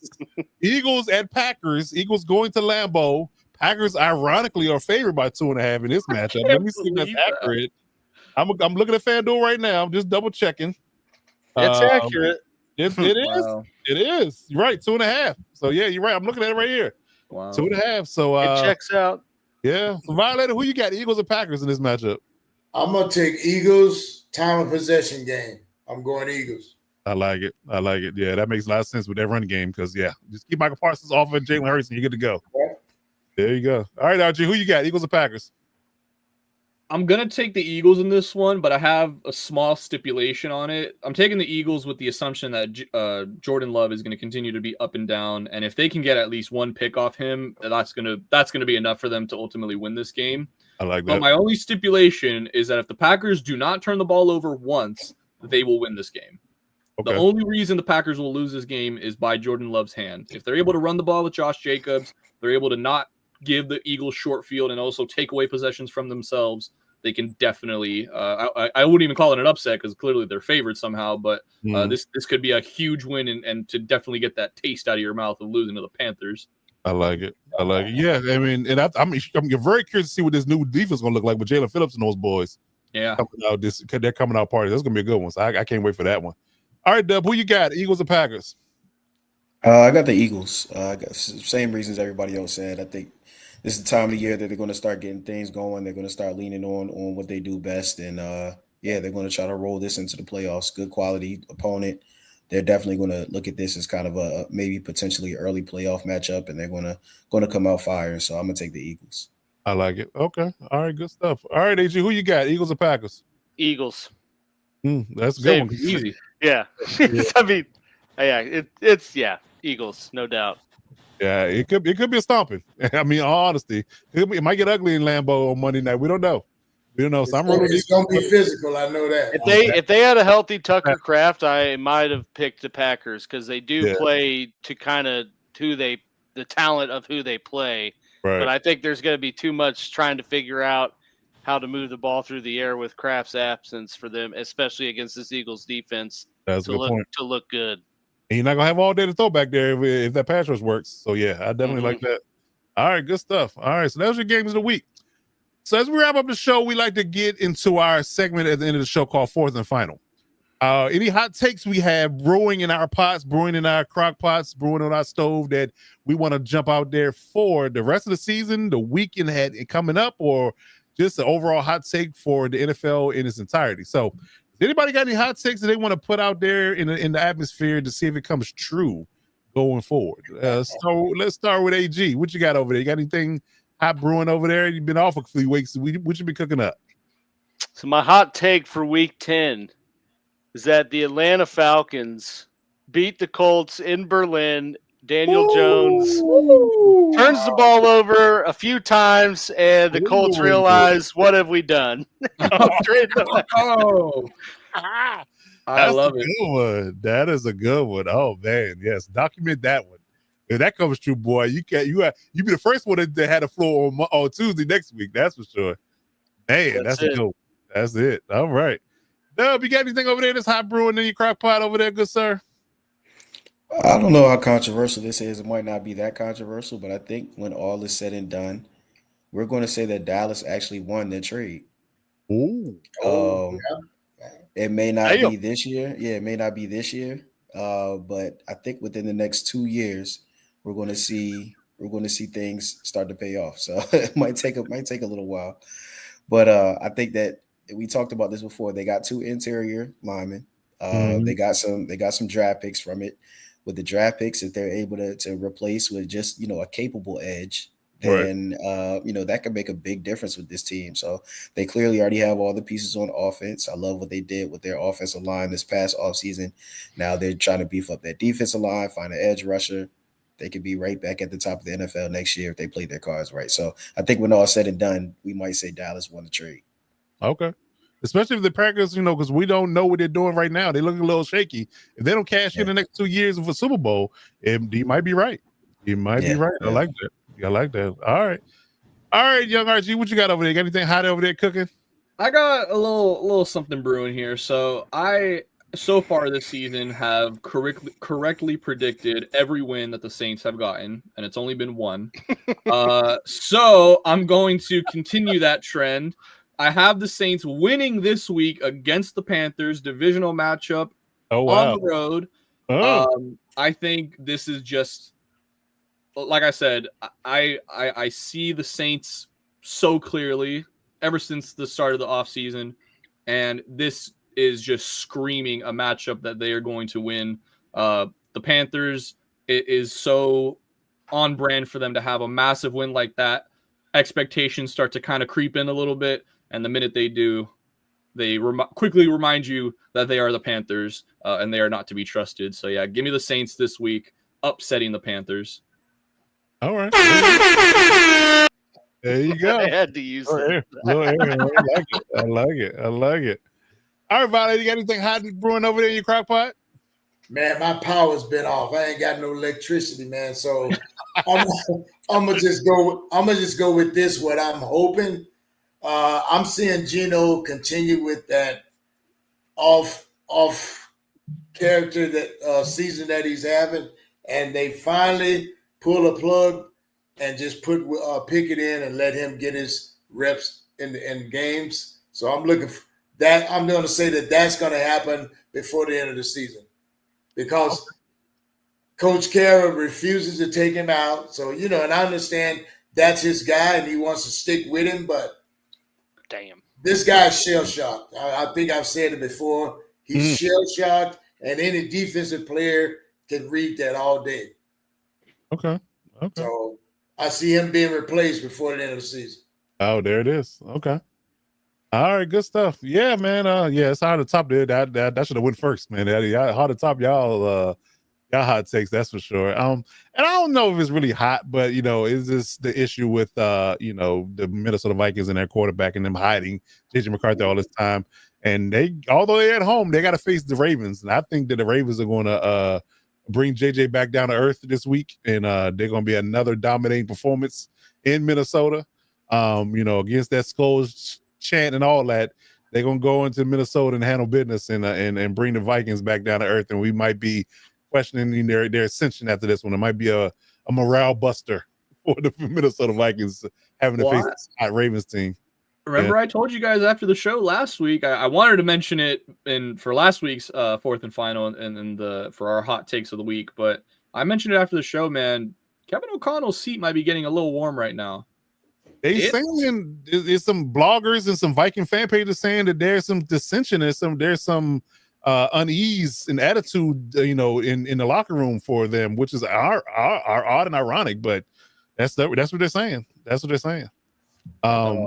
Actually, I got another one hot take. I think that at the end of the season, when whenever they decide what they're going to do with Mike McDaniel, people are going to be looking back at Brian Flores was right. Ooh. Oh yeah, 100%. Yeah, he was right about Tua. He was right about JJ. With the ownership, all that stuff. All of it, exactly. All right, so that's going to do it for this week. We got everything out, got everything off the books. So, as always, man, if you're looking for the Hit Squad in any facet, any Commanders, Chiefs, or Chargers news, please reach out to them guys on their social media accounts, Instagram or Twitter, depending on what platforms they're on. Hit them up if you have any direct questions for their teams or any general NFL news questions you have. Please hit them up. If you're looking for the NFL Nation live crew, Ref Guru, Violator, or Captain Jack, they're all on Twitter, and Captain Jack is on Instagram and YouTube as well. So hit them up if you have any Raiders questions or any referee questions for Ref. Please hit him up. You shoot him a DM if you had any questions for that. And if you're looking for the Locked On Divas Sports Network, any facet, any general NFL sports news, hit us up on all our platforms. We're on pretty much all popular social media platforms that are available to you. All handles are Locked On Divas Sports except for your Twitter. Locked On Divas on Twitter. Everything else is Locked On Divas Sports. If you're looking for our subsidiary channels for the Locked On Divas Sports Network, the Electric Shock Podcast Network is available for you for all Chargers content. Myself and Young RG do content for Chargers on that particular podcast channel regularly. So hit us up, drop us a follow on our YouTube channel so we can build that, keep that going. So you have any Chargers related news, we're on that channel, dropping content practically every day. And if you're looking for any fantasy football news, myself and the real AG Alex Givens on the Light and Fast Fantasy Football channels weekly as well. We go live each and every Wednesday night at 9 p.m. Eastern Standard Time on our YouTube channel. So drop us a subscription there, and we can get that thing rolling. If you have any questions for fantasy, hit us up on our social media channels as well. We'll get back to you in short order. So if you're looking for that, we can get that going for you. But that's all our time. And any parting words for the group before we get up out of here? Anybody stay safe, enjoy this football. Like I said, this season is going by like a blur, man. So I'm trying to slow down every week, but it's exciting just to watch these guys go after it, man. Absolutely, for sure. Indeed. And again, once again, for the third time in the trifecta, YouTube and Disney, get your life together, please, and get this together, because we can't live like this. We can't live like this.